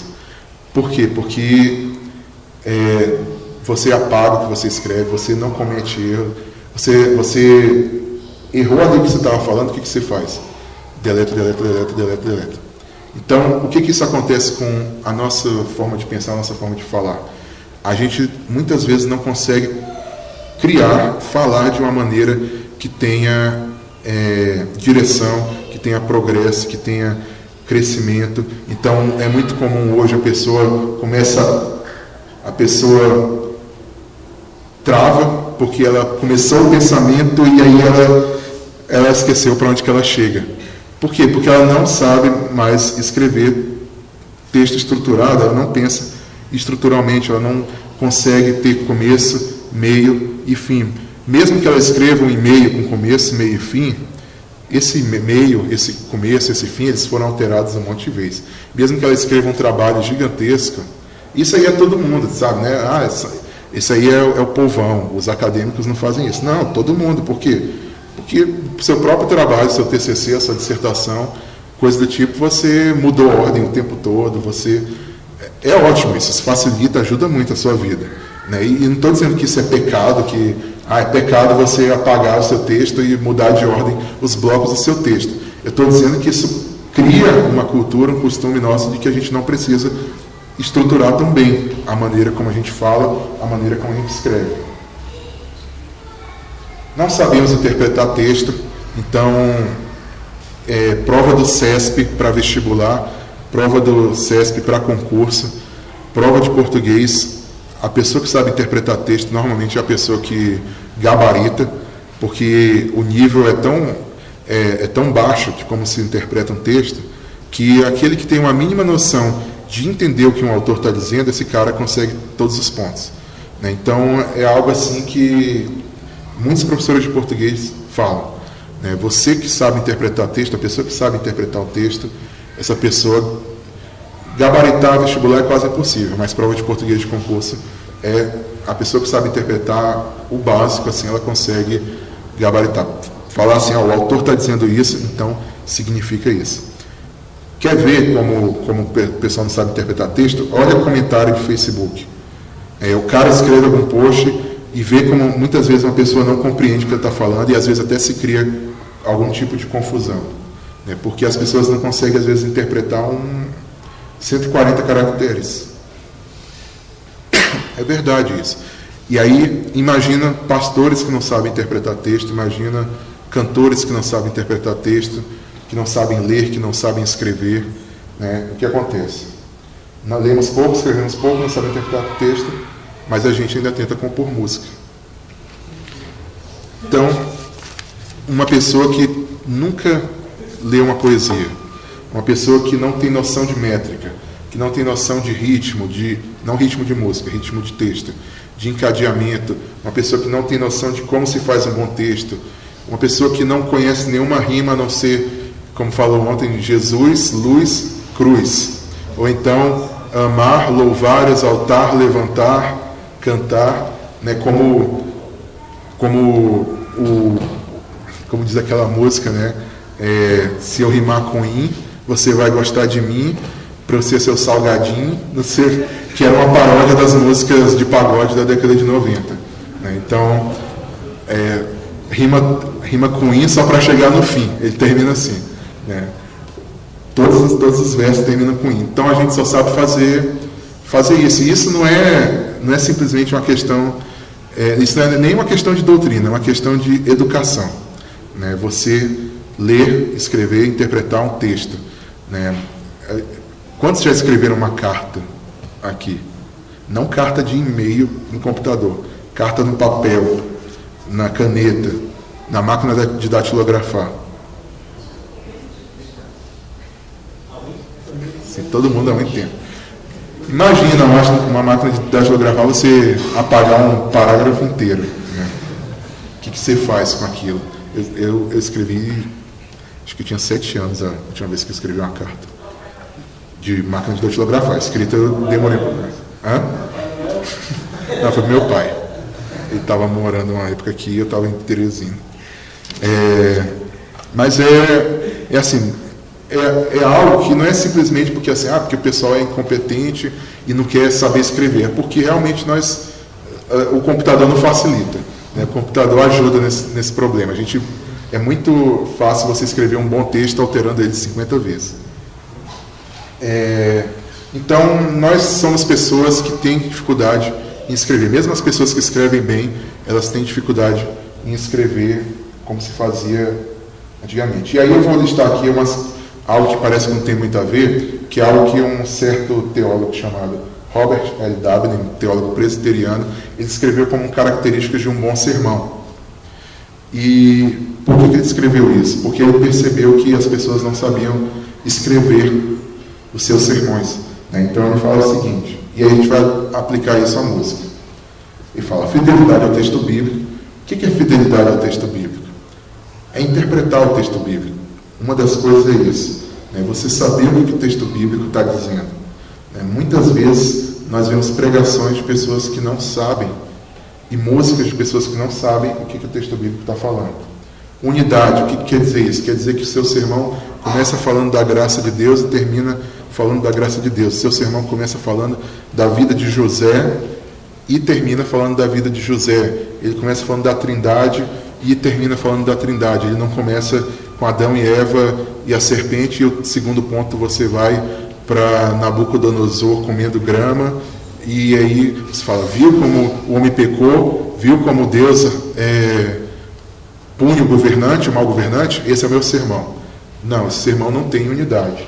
O seu ouvinte vai ficar confuso com o que está acontecendo. Centralidade do Evangelho, e não é simplesmente uma informação que você está dando. Instrução, né, porque você está instruindo alguém, você está ensinando alguém, a pessoa está aprendendo informações ou relembrando. Progresso no raciocínio. A gente vai ver isso mais para frente. Impressão. Impressão é impressionar alguém, causar uma impressão. A pessoa fala assim, eu entendi porque que esse sermão foi feito. E organização. Né? Algumas coisas são meio parecidas entre si. Mas aí eu adaptei isso para uma característica de uma boa letra. E aí quem for músico pode até complementar. Fidelidade ao texto bíblico, centralidade do Evangelho, aquilo que a gente está falando aqui nessa conferência. Bom uso de palavras e figuras de linguagem. A gente vai ver isso mais para frente, porque às vezes se usam palavras num texto que não tem motivo de estarem lá. Vou até dar um exemplo. 2 exemplos que usam a mesma palavra. Aquela música Reina em Mim, em que ele fala assim, reina em mim com teu poder. E aí ele fala assim, vem reinar de novo em mim. Por que esse de novo está ali? Por que ele está ali? Ele não reinava antes, eu era crente, aí eu desviei, agora eu estou pedindo que Deus reine de novo em mim. E a gente canta e está ali aquele de novo ali, e ninguém sabe por que esse de novo tá ali. É uma palavra que está ali simplesmente para compor a métrica. E aí tem uma música que é aquela Unidade, Diversidade, é esse o nome? Aquela da multidão dos que creram, que é uma melodia muito bonita, mas que tem uma hora que ele coloca uma palavra só para a rima acontecer, que ele fala assim, na alegria do povo, da alegria do povo, alguma coisa assim. Tá, o povo é importante ali. Nasce a igreja de novo. Mas o que quer dizer esse de novo ali? Por que a igreja nasce de novo? Né? Ela foi regenerada novamente. Jesus é o que era Israel e era a igreja, e aí em Atos a igreja surge de novo. Então tem palavras que estão na música que às vezes não tem motivo de estarem lá, elas só estão lá para completar a métrica, ou só estão lá para fazer a rima. Oi? Só para fazer a rima. Então não é um bom uso de palavras, sabe? Isso aí não é doutrina, isso é português, apesar de que tem um fundo por trás, né? Por exemplo, a Bíblia não tem uma palavra inútil, e Jesus fala que nós vamos prestar conta de todas as palavras inúteis. Se isso inclui letras de música, a gente está bem mal. Unidade, progresso no raciocínio, organização. O que quer dizer isso? Eu tenho um hino sobre Deus, então minha primeira estrofe é sobre Deus Pai, minha segunda estrofe é sobre Deus Filho, e minha terceira estrofe é sobre Daniel na cova dos leões. Não é assim que funciona. A minha terceira estrofe é sobre o quê? Sobre Deus Espírito. Eu tenho uma música que começa falando sobre a criação, e aí fala sobre a queda do homem, fala sobre a consumação e fala sobre a glorificação. O que é isso? Tem um progresso, tem um raciocínio, tem uma organização, a música se expande, a música fala de diferentes aspectos de um mesmo assunto. Dá para entender isso, gente? Isso é algo que a gente não tem. Por que a gente não tem? Porque a gente não sabe escrever, porque a gente não sabe ler. Não é porque a gente é incrédulo. É porque a gente não tem, às vezes, as mínimas noções básicas de como se faz um texto, de como se faz um sermão, de como se faz uma música. Causar uma impressão, é uma música descartável, que você canta e deu 5 segundos, você nem lembra qual foi a música que você cantou. Eu não sei se isso acontece muito, se acontece com vocês, às vezes acontece comigo. O que vocês cantaram? Aquelas de sempre, né? Não sei, mas você sabe quais são as que a gente canta na igreja. Instrução, né? Ensinar alguma coisa. Fazer sentido. Isso aqui é engraçado, fazer sentido, né? Pensar numa letra que faz sentido. E aí eu vou botar uma coisa que alguns talvez vão polêmico. Criatividade. Eu botei com uma interrogação. Né? Criatividade que eu estou falando não é criatividade de falar assim, imagina como Deus é e coloca na música. Deus, tuas mãos são fortes e coisas do tipo. Tua pele é morena, sei lá. Adão pecou porque ele queria comer aquela fruta, e aí se inventa, não é criatividade no sentido de se inventar doutrinas ou se inventar informações bíblicas, mas criatividade no sentido de reconstruir o texto bíblico, de reelaborar as figuras, as palavras que são ditas no texto bíblico. Se você parar para pensar, muitos textos da Bíblia, eles são reelaborações de outros textos. Por exemplo, você tem o texto de Jeremias em que ele fala sobre a nova aliança. E ali ele faz referências, ele faz citações escondidas até, em certo sentido. Escondidas fica estranho, mas ele faz referências pequenas à aliança com Davi, ele cita a aliança com Moisés, ele faz uma referência ao Éden ali rapidamente. Então ele faz alusões à história do povo de Deus. Enquanto, ao mesmo tempo que ele não fala assim, vou fazer uma aliança porque um dia eu fiz uma aliança com Adão e Adão quebrou essa aliança, ele faz alguma alusão ali sobre, vai dominar a terra, alguma coisa do tipo.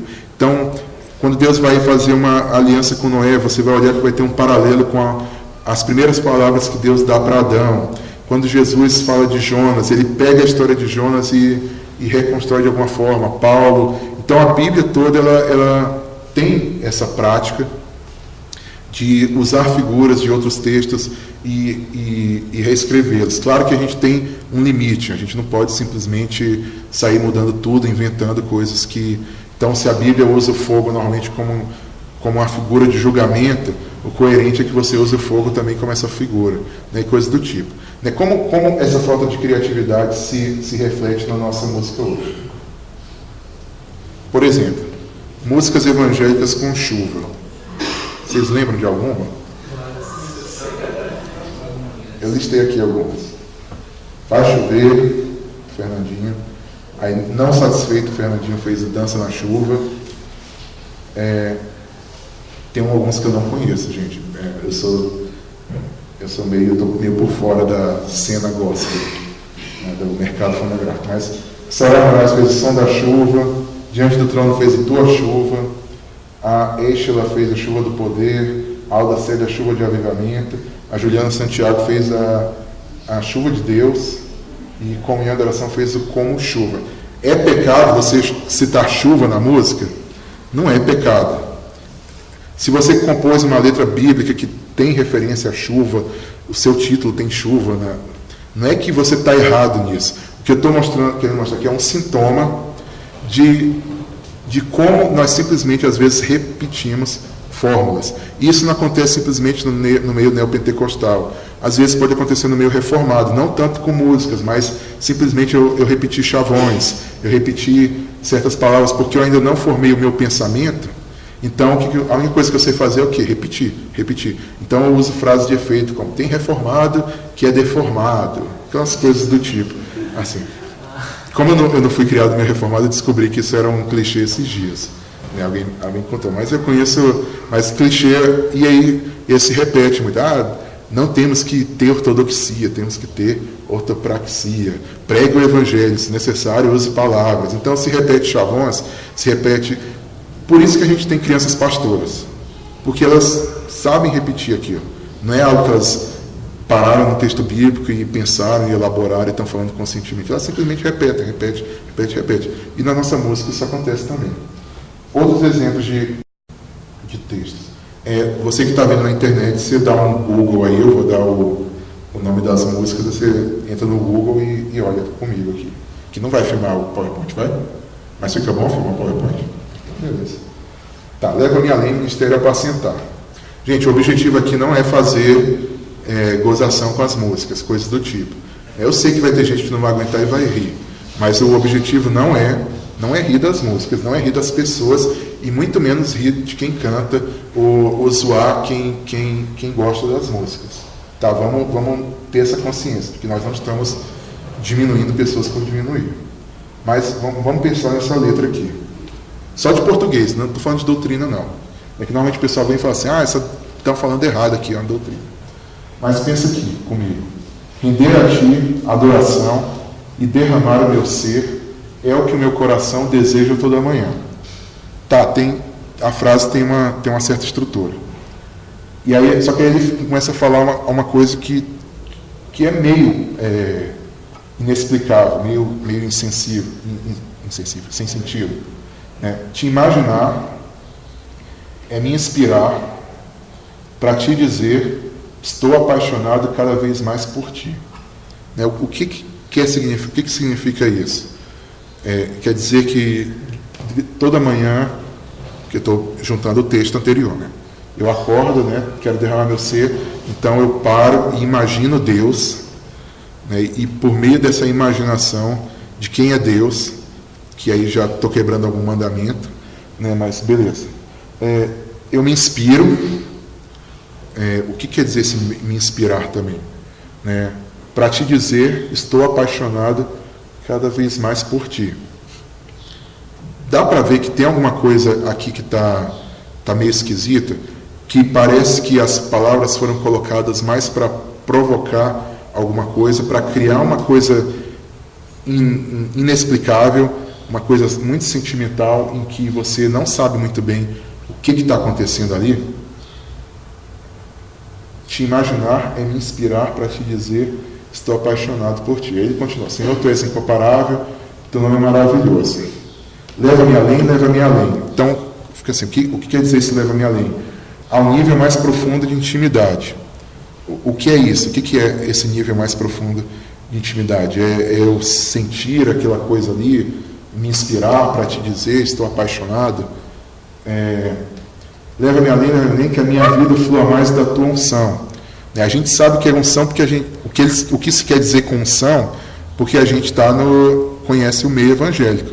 Mas se você parar para pensar o que é unção, não faz sentido a frase. Que a minha vida flua mais da tua unção. Quer dizer o quê? Que saia poder de converter pessoas, que eu abençoe muitas pessoas. Não estou nem entrando na questão de o que é unção, porque unção não é isso. Unção não é o sentimento que você tem de que o culto foi maravilhoso, que é normalmente a definição de unção do meio evangélico hoje. Mas o que é a minha vida fluir mais da tua unção? O que quer dizer essa música? Aonde essa música quer chegar? E não há uma estrutura de, por exemplo, que está no começo com o que está no final, coisa assim. Então é uma música em que as palavras foram simplesmente colocadas, talvez de uma forma que provocasse um certo sentimento, mas que o texto não diz muita coisa sobre Deus, diz muito sobre o meu sentimento, e como meus sentimentos são difíceis de expressar, então eu estou fazendo alguma coisa.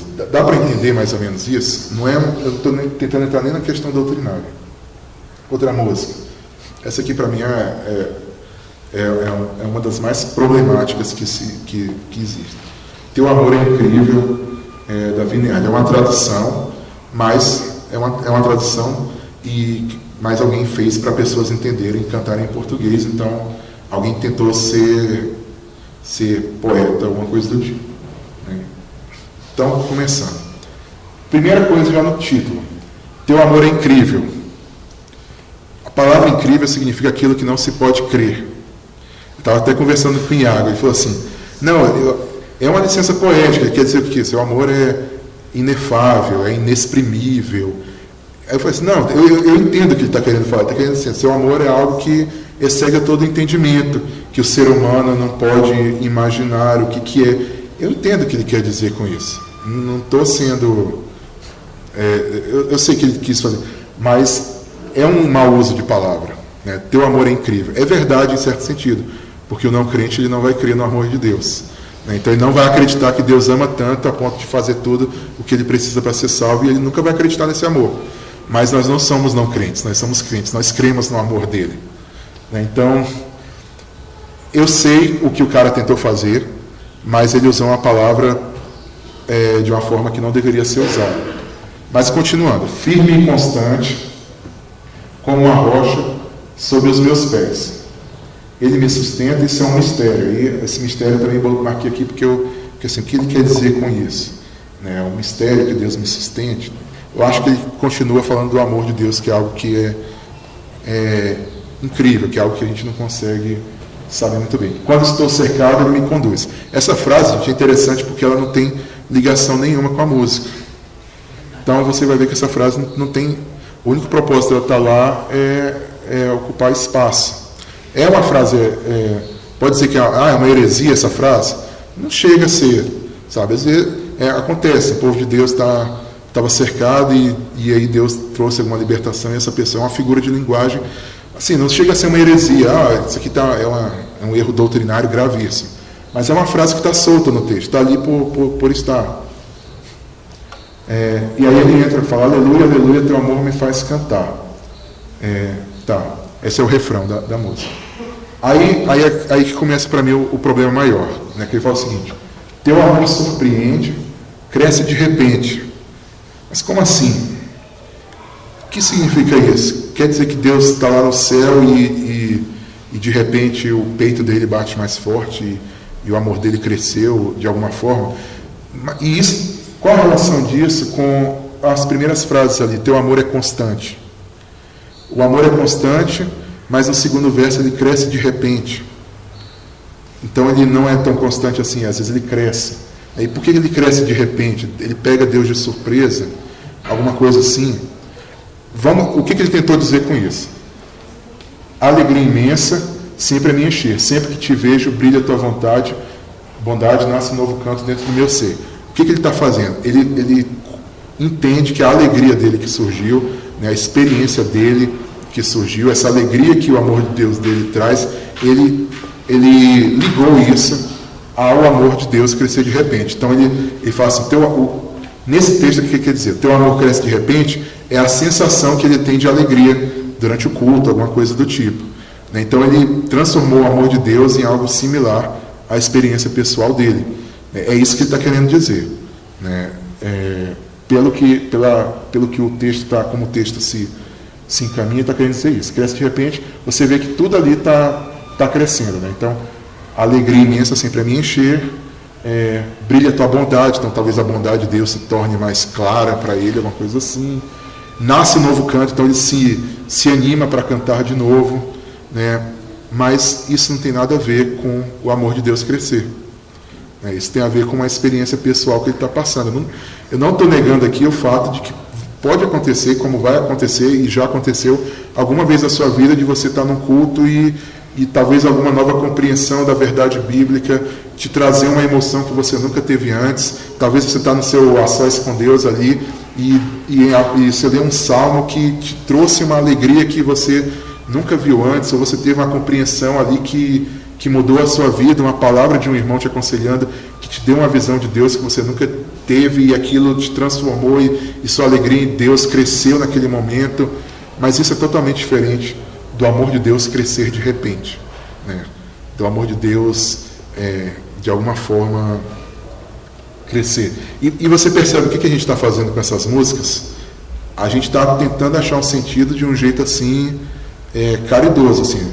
Não, vamos tomar como pressuposto que o cara ele quis expressar uma coisa boa.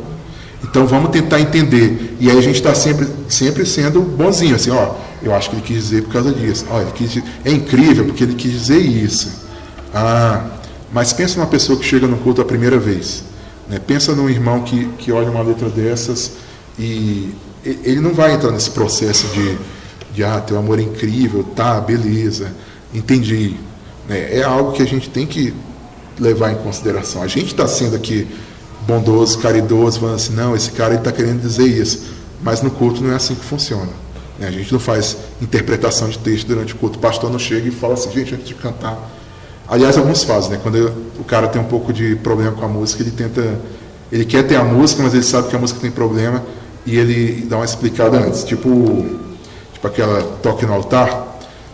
Eu já vi várias vezes. Toda vez que ia se cantar essa música, o pastor antes fala, gente, essa música é baseada numa história de reis, em que o cara não sei o quê, porque ele sabia que se ele não explicasse isso, ninguém entendeu o que estava sendo cantado. Será que vale a pena cantar isso?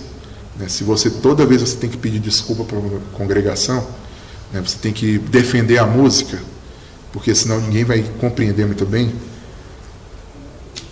é algo para a gente pensar. Continuando. Aspectos formais, aspectos de estilo. A gente falou um pouquinho ontem Isaías falou um pouquinho disso. Estilo não importa. Estilo é neutro. A forma como eu apresento meu culto faz diferença. O diabo é pai de algum estilo de música? Aí todo mundo pensa naquele, né? Quando eu falei isso com alguém, a pessoa falou assim, do rock eu acho que não, mas do funk ele é, com certeza. Eu vou botar uma frase aqui que é polêmica, é uma frase mais de efeito do que... Não é uma doutrina que eu estou ensinando, mas é uma frase de efeito. Não gosto muito disso, mas... O diabo não é pai de nenhum estilo musical, mas ele é pai da mediocridade. Em que sentido ele é pai da mediocridade? Nesse sentido aqui. Deus criou o mundo com perfeição, com cuidado, com arte e com sabedoria. Deus faz tudo de forma perfeita, Deus faz tudo de forma excelente. Deus colocou o homem como imagem de Deus aqui na terra e falou, reflitam a minha bondade, reflitam os meus dons, trabalhem com isso, dominem sobre a terra, façam tudo da mesma forma como eu faço, com beleza, com santidade, com sabedoria, com cuidado, com perfeição. Então, a arte, a beleza, o cuidado, isso vem de Deus. A preguiça de fazer bem, o amor pelo que é errado, pelo que é feio, pelo que não está correto, isso não vem de Deus.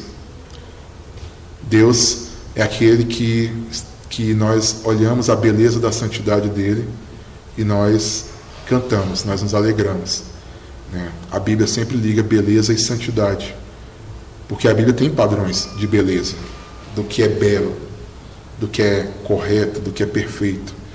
Então, muitas vezes o nosso estilo pode estar refletindo não a sabedoria, a perfeição, a arte e a glória de Deus. A gente pode estar refletindo a preguiça, a mediocridade, a divisão e coisas desse tipo, a falta de harmonia.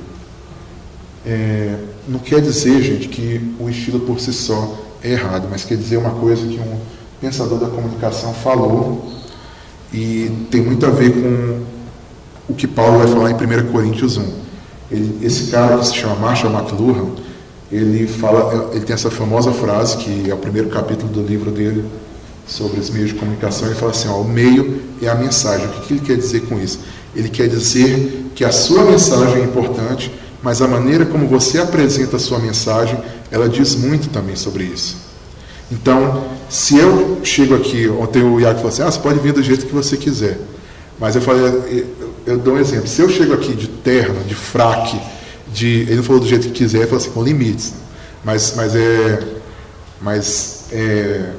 Isso é importante. Se eu chego aqui com um fraque, de black tie, todo arrumadão, com uma cartolazinha e uma bengala, e falo assim, gente, é um prazer estar aqui na conferência, é uma honra, por isso que eu vim dessa forma. A minha mensagem vai ser passada de algum jeito. Talvez você pense assim, esse cara é louco, né? Ou talvez você pense assim, ele está levando muito a sério essa conferência, a palavra dele vai ser super importante. Se eu chegar aqui de regata, bermuda e chinelo e falar assim, aí galera, preparei a mensagem aqui para você. Aliás, ia ser mais coerente se eu ainda chegasse falando formalmente, né?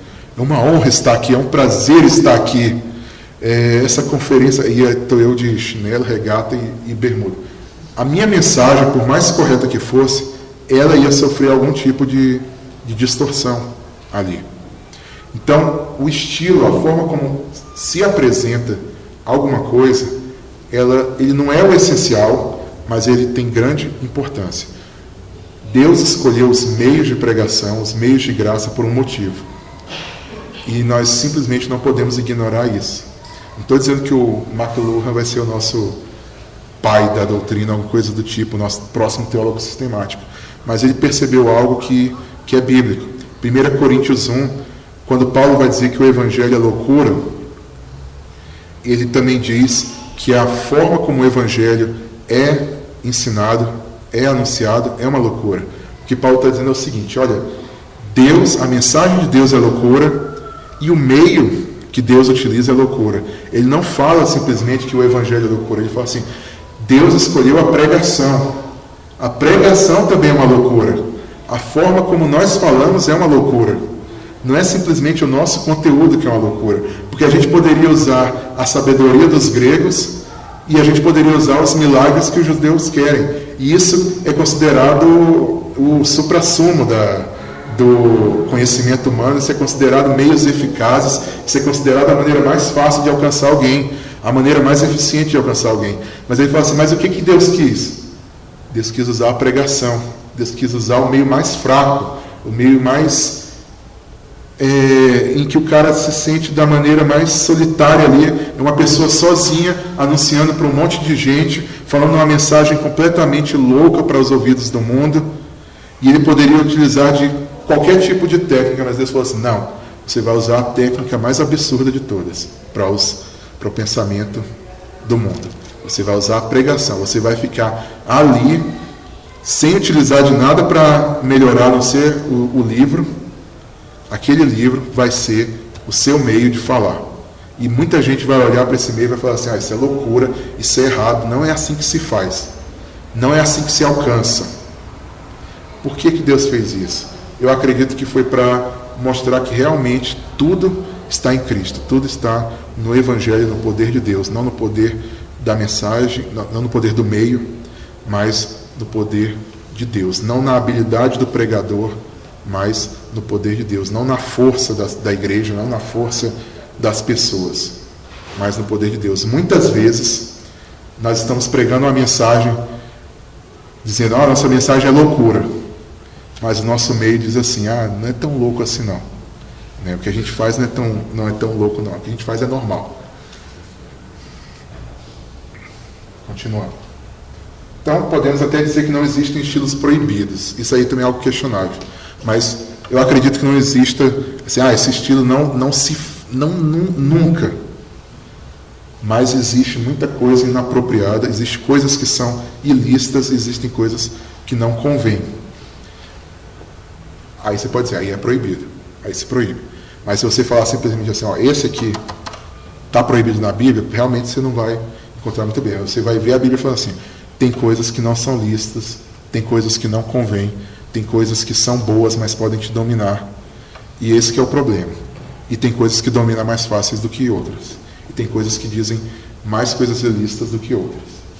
Voltando ao nosso contexto cultural, rapidamente. O mercado de música. O consumidor precisa sempre de novidades. Por que ele precisa sempre de novidades? Não é porque ele precisa, é porque ele aprendeu que ele precisa. Por quê? Porque a gente tem que vender. Então ele consome a música durante um mês e ele precisa de uma nova música. Por quê? Porque o meu produto ele tem que estar sempre na mente do consumidor. Para alcançar o grande público, a música pop deve ser fácil. Por que ela deve ser fácil?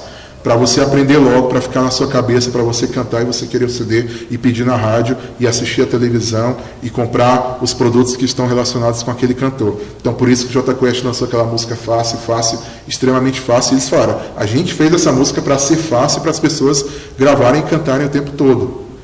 E foi meio que até, eu acho que eles foram mais geniais do que eles pensavam, né? Porque eles fizeram uma crítica sem perceber. Ali, né?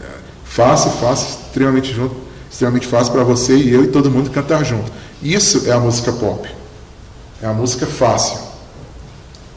Previsível. Por quê? Porque ela não pode te surpreender. Ela não pode ter uma coisa que você espera. Então, fazendo uma ligação com o filme. Um filme não pode ter um final muito diferente daquilo que você espera. Ele não pode ter uma estrutura muito diferente daquilo que você espera, porque senão você não consegue absorver aquilo muito bem. Você acha estranho e você não vai falar para o outro, esse é muito bom. Porque você não vai falar para o próximo. Descartável, para você poder logo comprar o próximo. Então essas músicas elas ficam na sua cabeça, mas logo elas saem. Você não se lembra qual era a música mais tocada em maio de 2009. No mês passado, talvez. Pouco desafiadora, tanto intelectual como moralmente. Ela não pode fazer você pensar muito. Ela não pode fazer você gastar muito tempo refletindo. Ela não pode te ofender moralmente, falar uma coisa que você fique chateado com essa música. Eu estou falando de música secular. Se você está associando com música evangélica, não sou eu que estou falando ainda. Então ela não pode te ofender. Ela não pode te dar um desconforto. Por quê? Porque você não compra. Quem vai comprar produto que dá dor de barriga? A música pop ela vai celebrar a fama. Qual que é a diferença da música pop para o que a gente chama talvez de música popular ou música folclórica? A diferença da música pop é que a pessoa que canta faz muita diferença. Então existe, por exemplo, uma diferença entre o caipira, que canta O Menino da Porteira, que canta Tristeza do Jeca, que você pensa assim, você talvez associe a alguém, mas você sabe que não é esse cara que compôs a música. E como isso é diferente, por exemplo, de um Meteoro da Paixão, que você provavelmente já associou o nome a alguém, essa música a alguém. Ela tem um cara que é o nome certo dessa música. A música pop, ela normalmente vai celebrar a fama, a individualidade, o novo. Ela não celebra tradições, ela não celebra a comunidade. Você canta parabéns para você não fica esperando chegar a próxima música de parabéns, a próxima música de aniversário. Por quê? Porque ela virou uma música popular, ela virou uma música, entre aspas, folclórica, né? Uma música que a gente canta, porque é da nossa comunidade. O passageiro, o rotineiro, a sentimentalidade e o espetáculo. Então a música pop, ela tem esses padrões. Então, não é simplesmente porque Deus não proíbe especificamente nenhum estilo musical que a gente pode fazer de tudo. É porque existem estilos que vão celebrar certas coisas. E aí você pensa, isso lembra o mercado fonográfico gospel? Isso lembra o nosso culto? As nossas músicas são fáceis, extremamente fáceis. As nossas músicas são previsíveis. Eu lembro sempre de um dia que eu estava num culto com a Josi e começou a tocar uma música que a gente nunca tinha ouvido falar. E estava lá tocando a música, aí quando eu olho para a Josi cantando. Aí, você conhece essa música? Não, mas já dá para saber o final. Música evangélica é assim, né? Você sempre sabe o final. Que diferença isso, essa situação. E ela não falou por ironia, não. Ela falou meio que não, é assim. Que diferença dessa situação para o que aconteceu hoje, quando faltou a projeção ali no hino. Aliás, quando tinha projeção já estava diferente. Não estou dizendo que todos os hinos são exemplos brilhantes de música, erudita e coisas do tipo. Mas entrou um hino ali que a gente não conhecia, você fica querendo seguir a melodia, você não consegue. Aí sobe, aí você vai junto, aí desce. Aí, eu não estou acostumado com isso. Né? A gente não está acostumado com isso. Some a letra, você não sabe o que vem. Não estou falando, gente, que isso quer dizer que então eles são crentes e os que não fizeram não são crentes. Mas é porque reflete. A nossa música pop evangélica, ela reflete o padrão da sociedade. E ela continua, ela é previsível, descartável, um pouco desafiadora. Como o Isaías falou ontem, ela tem que ser cantada em todas as denominações, ela tem que ser cantada pelo grande público. Ela celebra a fama também. Mas essa hoje não é a banda de louvor que eu gosto. Né? Já acontecia isso muito, na época daquele grupo musical que eu mostrei, do Freaks. Porque tinha a equipe 1 e a equipe 2. E quando era a equipe 2, tinha gente que faltava, porque não era tão boa quanto a equipe 1. Eram as mesmas músicas, mas a performance não era tão boa. Então, eu faltava. A individualidade, o novo, o passageiro, o rotineiro, a sentimentalidade e o espetáculo. Então, por isso que a gente pode ter isso aqui.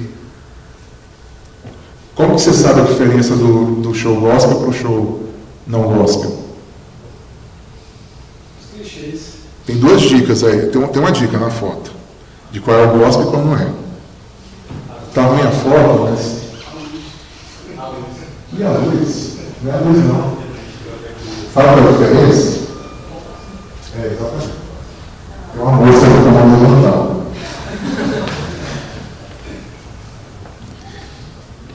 O que a gente diz com a nossa adoração? O que os nossos cultos se transformam? Eu já tive em culto em que isso não é mentira. Em que um menino subiu uma vez e pegou um microfone e mandou à igreja. E todo mundo começou a rir que o menino pegou o microfone. Isso assim, ele subiu, ninguém tinha percebido. Né? De repente o menino aparece, todo mundo começou a rir. E aí o menino viu que estava todo mundo rindo dele e falou assim, cala a boca, para a igreja. E aí o que o pessoal fez? Aplaudiu. Por que o pessoal aplaudiu? Por que quando termina uma boa performance, às vezes, a gente aplaude? E como acontece às vezes, um pastor conta uma boa piada e a sua igreja aplaude? Porque a gente está dentro de uma sociedade do espetáculo, a gente está sendo condicionado por programas de televisão. Não é que a gente tem consciência disso, é porque é o natural da gente responder assim. Porque a gente foi criado nesse contexto de espetáculo, de shows, de diversão. Já que o crente não pode ir para o show mundano, né, que acontece muito, é pecado ir para o show mundano, o que a gente faz? A gente faz o show aqui.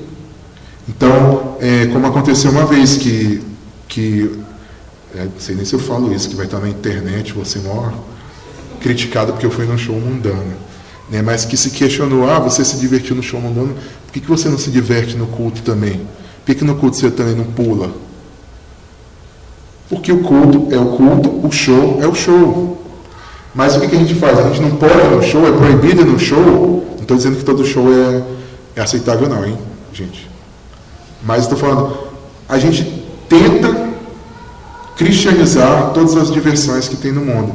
E o culto, ela vira esse espaço onde a gente muitas vezes vai cristianizar o show.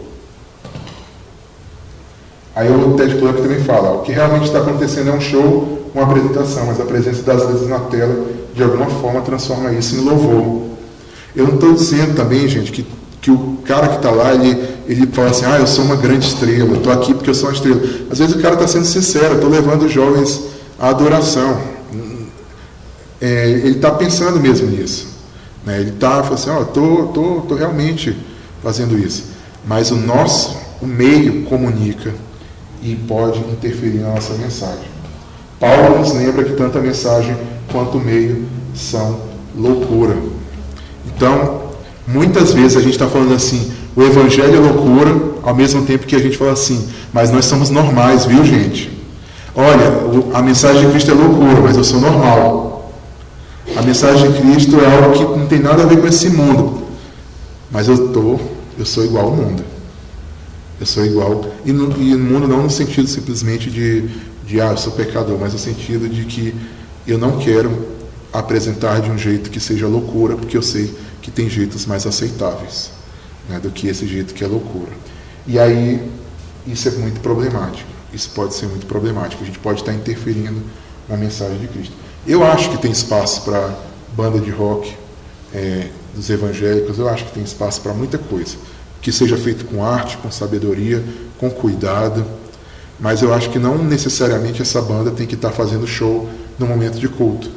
Ela pode estar em outro espaço. Ela pode estar gravando de alguma forma. Ela não precisa se envolver com o mercado fonográfico do jeito como se envolve hoje. Ela não precisa ser a cópia fiel da banda de rock do mundo. Ela pode ser simplesmente uma banda de pessoas que amam a Deus e querem expressar os seus dons. E, no meio desses dons, as músicas falam de Deus, as músicas às vezes não falam de Deus, coisas do tipo. O problema é transformar em espetáculo, transformar em show, transformar em achar que isso é sábio, é sabedoria. E isso não é. Para Deus isso é loucura. Dava para falar muita coisa disso, mas eu vou passar rápido porque eu sei que meu tempo está correndo. Por fim, aspectos de conteúdo. Vivemos em uma época onde diferentes visões de mundo são divulgadas e ensinadas de maneira aberta.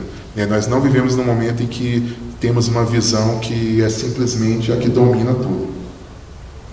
Não somos influenciados apenas por outras religiões, mas por filosofias seculares e movimentos artísticos. Eu vou passar rapidamente por essas visões de mundo.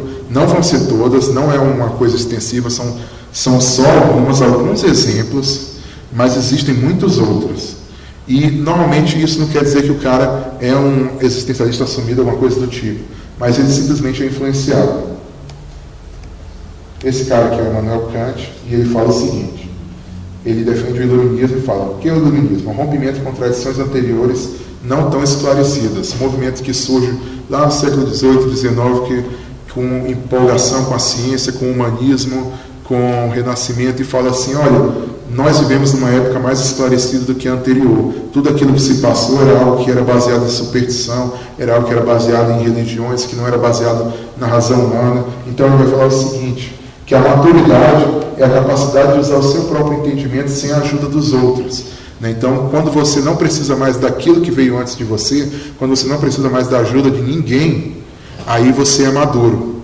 Então, Kant está dizendo isso. Então, todas as gerações anteriores, essas gerações, elas são tradições que a gente não deve levar tanto em consideração. Como que isso se reflete na nossa música? Para quem crente é o foco na geração, no momento e na hora atual. Fim de tradições e desprezo pela história da igreja, pelas suas tradições, pelos seus costumes, pelo que veio antes, pelos pais. Antigamente a gente cantava sobre o que os nossos pais nos contavam. Hoje a gente canta como a nossa geração, uma geração diferente da geração anterior. Isso vem desde a década de 60, quando começou-se a questionar os valores tradicionais da sociedade americana. Só que eles tinham um motivo deles lá. A gente simplesmente só faz porque estão fazendo. A gente não nasceu naquela época. Não estou dizendo que eles estavam certos, mas eles tinham um motivo mais forte do que o nosso, que é simplesmente sair seguindo na corrente. Então, por exemplo, somos os profetas desse tempo, somos a geração do avivamento, a geração que denuncia o pecado, porque a geração anterior não denunciava o pecado, mas ama o pecador, geração que abre mão de tudo por causa do Senhor, geração que não tolera Jezabel, a geração anterior tolerava Jezabel, geração que ora como Daniel, a geração anterior não orava como Daniel. Ou ele está usando um sentido de geração maior? Normalmente não é isso que acontece. Geração que busca a Deus. Geração que depõe Saul, que unge Davi. Primeiro que no texto bíblico, quem depôs Saul foi Deus e quem ungiu Davi foi Deus. Samuel era um instrumento disso. Geração que depõe Saul, geração que unge Davi. Para um tempo de louvor, para um tempo de louvor. A geração de Samuel está se levantando em todo lugar. Quer dizer o quê? Quer dizer que a geração que colocou Saul no poder era anterior? Aquela música famosa, geração que dança. Seremos a geração que dança. Por quê? Porque a anterior não dançava. A nossa dança. A nossa rompeu com tradições. Esse cara aqui, com os dois olhos um para um lado, o outro para o outro, é o Sartre. Sartre propôs um sistema de pensamento que falava o seguinte: você, homem, você nasceu num universo que não tem sentido de existir, que surgiu por acaso, que vai acabar de qualquer jeito, você é um cara que é uma máquina, um animal, aquelas coisas que a gente já falou. Você está no momento de desespero. Como você se livra disso? Fazendo alguma coisa que autentique. Todo mundo cortando meu tempo. Está acabando, gente. Em 40 minutos eu acabo aqui.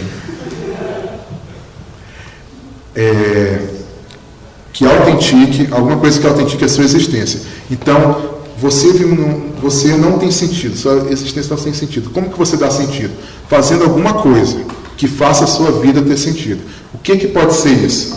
Pode ser você ver uma velhinha em dificuldade e você ajudar essa velhinha. Mas pode ser também você ver uma velhinha em dificuldade e você pegar o carro e atropelar essa velhinha.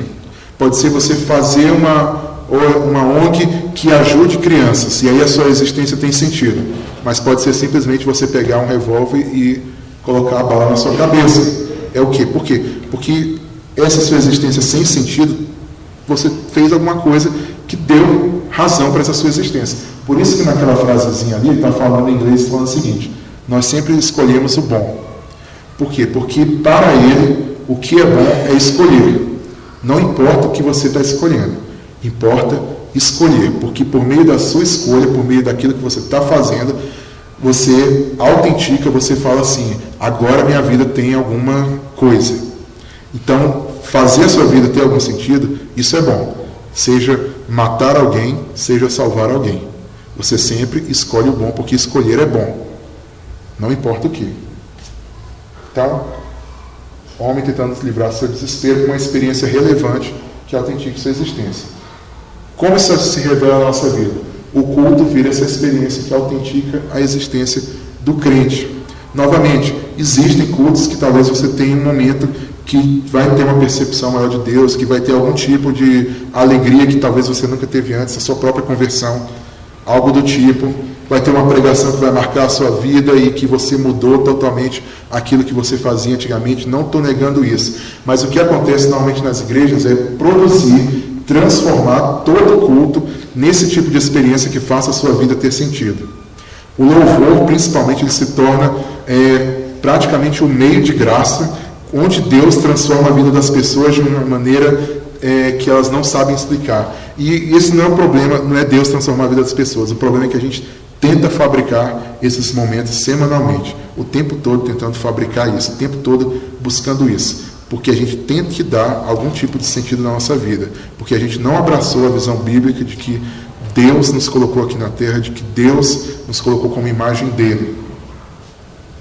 Dá para perceber que existe isso, talvez vocês tenham visto isso, em acampamento, onde a gente sempre tenta produzir isso na vida dos jovens e adolescentes, onde, como já aconteceu, se toca a mesma música por 1 hora, 2 horas, aguardando que todas as pessoas que estão lá se ajoelham, vão na frente, porque senão o culto não aconteceu. Ou ministros de louvor frustrados, porque o culto não provocou a experiência nas pessoas que ele gostaria. Ele pediu para as pessoas levantarem a mão e saltarem, e só 5 pessoas fizeram isso. Então ele falou assim: essa igreja não sabe adorar, essa igreja não tem experiência com Deus. Isso acontece direto. Ministro de louvor frustrado porque a igreja não produziu a experiência que ele queria produzir. Não estou dizendo que é errado você ter expectativas. O pastor tem expectativas do seu sermão. O ministro da adoração quer que as pessoas cantem, claro, né? Você vai aqui na frente, canta e vê todo mundo calado assim, claro que você vai ficar chateado. Você vai achar estranho, tem uma coisa estranha aqui. Mas o que a gente está errando em fazer é a gente tentar produzir esse tipo de coisa nas pessoas. E aí algumas músicas. Eu Vou Me Derreter, Comunidade Zona Sul. É interessante essa música porque ele não sabe nem expressar muito bem a experiência que ele quer ter. Né? Ele fala assim, se é como a chuva, eu quero me molhar. Como o oceano, eu quero mergulhar. Como a nuvem, eu vou me envolver. Como fogo, eu vou me derreter na tua presença. Então, eu não sei que experiência eu vou ter, mas eu vou ter algum tipo de experiência com Deus. Normalmente a presença de Deus é a coisa que liga essa experiência. Né? E a presença de Deus vira quase uma entidade diferente do próprio Deus. Né? A Shekinah de Deus, né? Que é um termo que não está nem no Antigo Testamento, mas a Shekinah de Deus, ela vira aquela coisa que vai ligar a experiência. Às vezes até se separa do próprio Deus. Essa música deu muita polêmica lá na terceira, uma época, né, em que a experiência com Deus, quando estou em tua presença, dá vontade de pular, dá vontade de dançar, dá vontade de gritar, de correr, e me dá uma coisa que eu tenho que fazer outra. Né? Então a presença de Deus me produz uma experiência de êxtase que eu tenho que de alguma forma fazer algo, né? E tem que ser algo que gasta muita energia.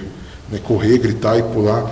Então, assim, e aí um pastor questionou essa música e falou que quando ele lia a Bíblia, ele ficava com tristeza. Né, e eu acho que ele errou nisso. Né, porque às vezes a Bíblia vai realmente trazer uma alegria que você nem sabe de onde vem. Mas o problema é o culto, o louvor ser esse meio de graça, esse sacramento que produz essa coisa descontrolada. E os ministros tentando produzir isso. Romantismo. Já que a ciência ensina a verdade, a arte é meramente uma expressão pessoal, ou seja, não há verdade na arte. Os artistas entraram em pânico quando a ciência começou a se tornar aquilo que o guardião da verdade, porque a arte antigamente era vista como uma forma de expressar a verdade. Eles falaram assim, não é mais, é a ciência que expressa a verdade. Para que serve a arte? Para expressar o que eu tenho dentro de mim. Minha expressão pessoal. O que acontece no louvor? O crente tem de louvor como expressão pessoal da sua verdade, não da verdade. E aí o hino, Tu és fiel a mim, lembra isso. Né? Tu és fiel a mim. Ressuscitou para mim. E aí tem uma música interessante, que ela começa muito bem. Ela é meio que um credo. E ela fala o seguinte, eu acredito que Jesus é o Cristo, eu acredito que Ele é o Messias, que Ele se fez carne, viveu, morreu, ressuscitou. Todo mundo concorda com isso. Todo mundo poderia falar assim, eu confesso essa fé. Eu acredito que Ele foi exaltado acima de demônios, homens e anjos. Eu acredito que Ele há de vir sobre as nuvens do céu com poder e glória.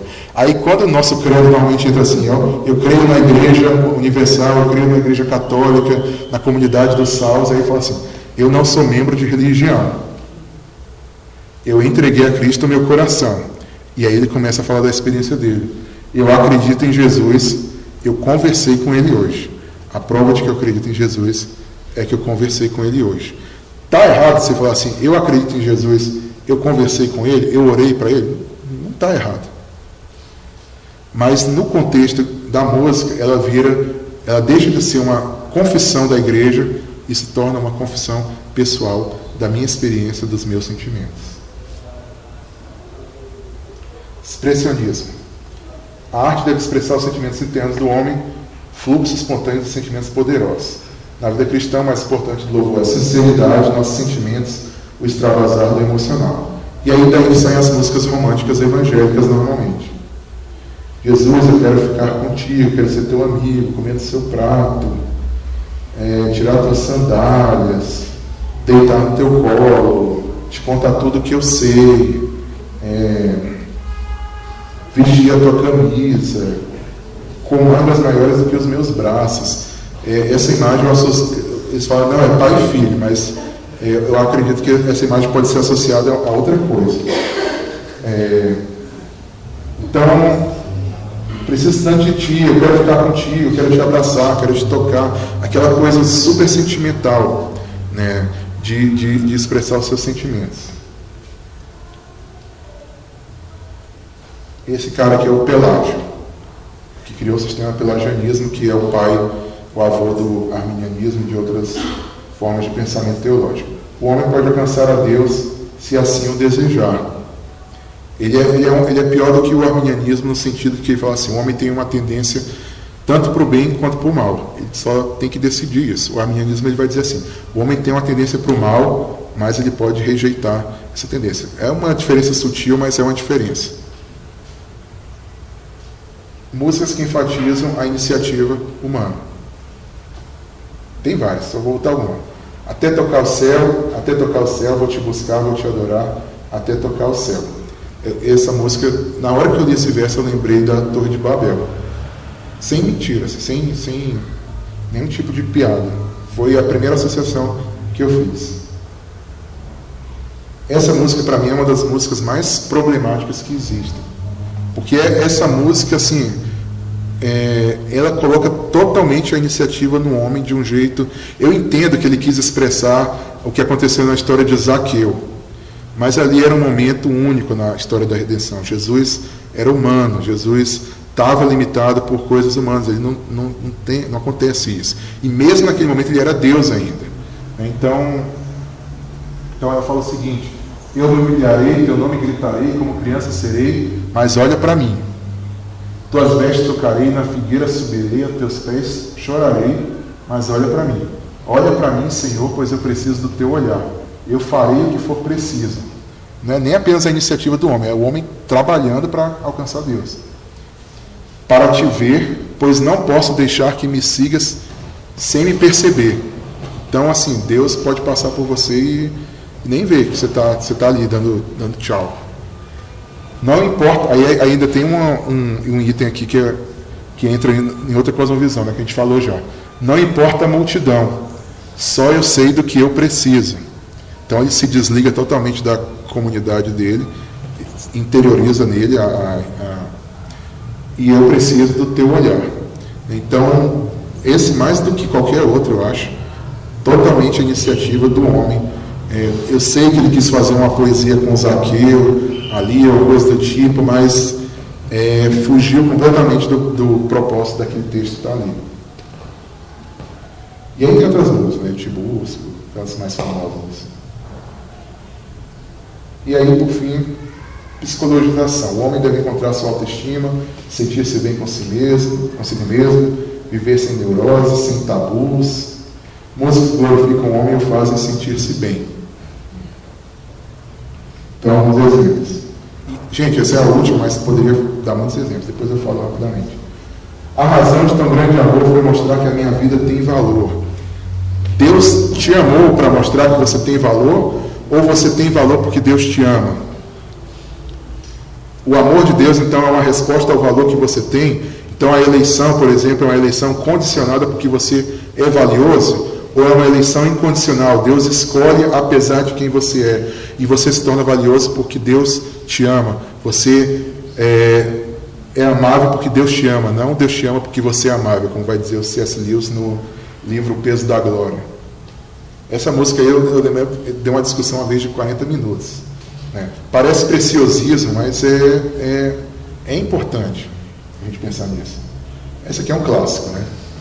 Quero que valorize o que você tem, você é um ser, você é alguém tão importante para Deus, mas ficar sofrendo algo exterior, ser complexo exterior, não existe ninguém, e aí fala, você tem valor, o Espírito Santo se move em você, e a gente cantava essa música para não crente, né? A gente ia fazer serenata em apartamento de não crente, casa de não crente, e aí cantava essa música, porque era a música que mais fazia as pessoas chorarem, né? Porque provavelmente a pessoa realmente tinha algum problema de autoestima, sei lá, tinha um complexo de inferioridade, se sentia mal amada, e aí a gente mentia para ela, a gente falava assim, olha, o Espírito Santo se move em você, você tem valor, porque o Espírito Santo se move em você. A pessoa não era regenerada, a pessoa não era habitada pelo Espírito Santo, né? E aí ela o que ela tinha ali? Ela tinha uma música terapêutica que fazia ela se sentir bem, mas que enganava ela também, né? Então, muito falta de cuidado com essa música. E uma do Asaf Borba. Sua vida é para Deus, mais importante que tudo. Esse mais aqui é um mais com I. É porque eu só copiei com I. Por você, Deus muda o céu. que ele quis dizer com isso? E até mesmo para o mundo. Você é importante para Deus, não há nada mais precioso que mereça mais valor do que a tua vida, que a tua e a minha vida, que em Jesus ganhou valor. Ele dá uma corrigidinha e fala assim, ganhou valor em Jesus. Você é importante para Deus, mas existe coisa mais preciosa que a nossa vida, existe a própria glória de Deus. Porque se nós fôssemos mais preciosos do que Deus, Deus seria um idólatra, né? E isso é totalmente uma heresia das piores. Então, poderia listar muita coisa. O Dilcilei sempre fala, dá uma sugestão aqui, que eu falo dessa sugestão? Ele fala do animismo, que são músicas que colocam a presença de Deus em coisas da natureza. Deus, você está na chuva, e coisas do tipo, né? Deus está do Paulo Baruch, bem panteísta, né? Ela tem uma confusão muito significativa em relação ao conceito de imanência, né? De providência também. E isso é muito comum, né? Tu estás na chuva, tu estás não sei aonde. Até no silêncio tu estás, é uma coisa meio complicada de você... Como assim estar no silêncio? Tá na brisa leve. Tem uma música que a gente cantava, que era calma, serena e tranquila. Eu falava que a voz de Deus não estava no trovão, não estava na brisa leve. Deus estava na brisa leve. Aconteceu com Elias, né? Mas com Moisés foi diferente, por exemplo. Então, e existem muitas outras, gnosticismo, deísmo, que é Deus estar super distante, teologia aberta, que é Deus não ser poderoso o suficiente para fazer o que quer, e muitas outras coisas, gente. Então, o objetivo aqui é a gente realmente examinar, né? Examinar, pensar, analisar. Você viu que a gente não olhou só ideologia, a gente não olhou só cosmovisão, a gente olhou texto mesmo, né? Português. Né? Vamos pensar sobre aquilo que a gente está cantando. Vamos pensar sobre aquilo que a gente está fazendo. Vamos pensar sobre o nosso conteúdo. Vamos pensar a maneira como a gente apresenta. Não só o culto contemporâneo, mas todo tipo de culto. Né? O problema aqui não é culto tradicional e culto contemporâneo. O problema aqui é culto que copia a sua cultura de uma forma que se torna pecaminosa, de uma forma que se torna problemática para a mensagem que nós queremos passar. Muitas igrejas têm cultos super tradicionais porque elas veem também aquele culto tradicional como uma força, né? Como se o meu culto for tradicional, Deus vai alcançar pessoas. Da mesma forma como igrejas contemporâneas falam, se meu culto for informal, eu vou alcançar mais pessoas, né? Então, o problema não é só de igrejas contemporâneas. O foco aqui foi nisso porque eu sei que a tendência geral é a gente ir para esse lado de culto contemporâneo. Mas a gente tem que tomar muito cuidado com o que acontece na nossa igreja. Não apenas com o que se fala, mas como se fala. A sua mensagem está transmitindo mediocridade no seu português, a sua mensagem está transmitindo mediocridade na maneira, na técnica. Não estou dizendo que todo mundo tem que ser talentoso, todo mundo tem que ser virtuoso, e às vezes até a fraqueza vai elevar o poder do Evangelho, né? Mais do que um cara virtuoso. Mas mediocridade, falta de cuidado, falta de sabedoria, confiança no poder do homem, isso aí interfere na nossa mensagem, fala muito mal a respeito do que a gente está pregando, nega, em certo sentido, o que a gente está pregando. Então é algo que a gente tem que tomar muito cuidado. Então, examinem, procurem, aprendam mais.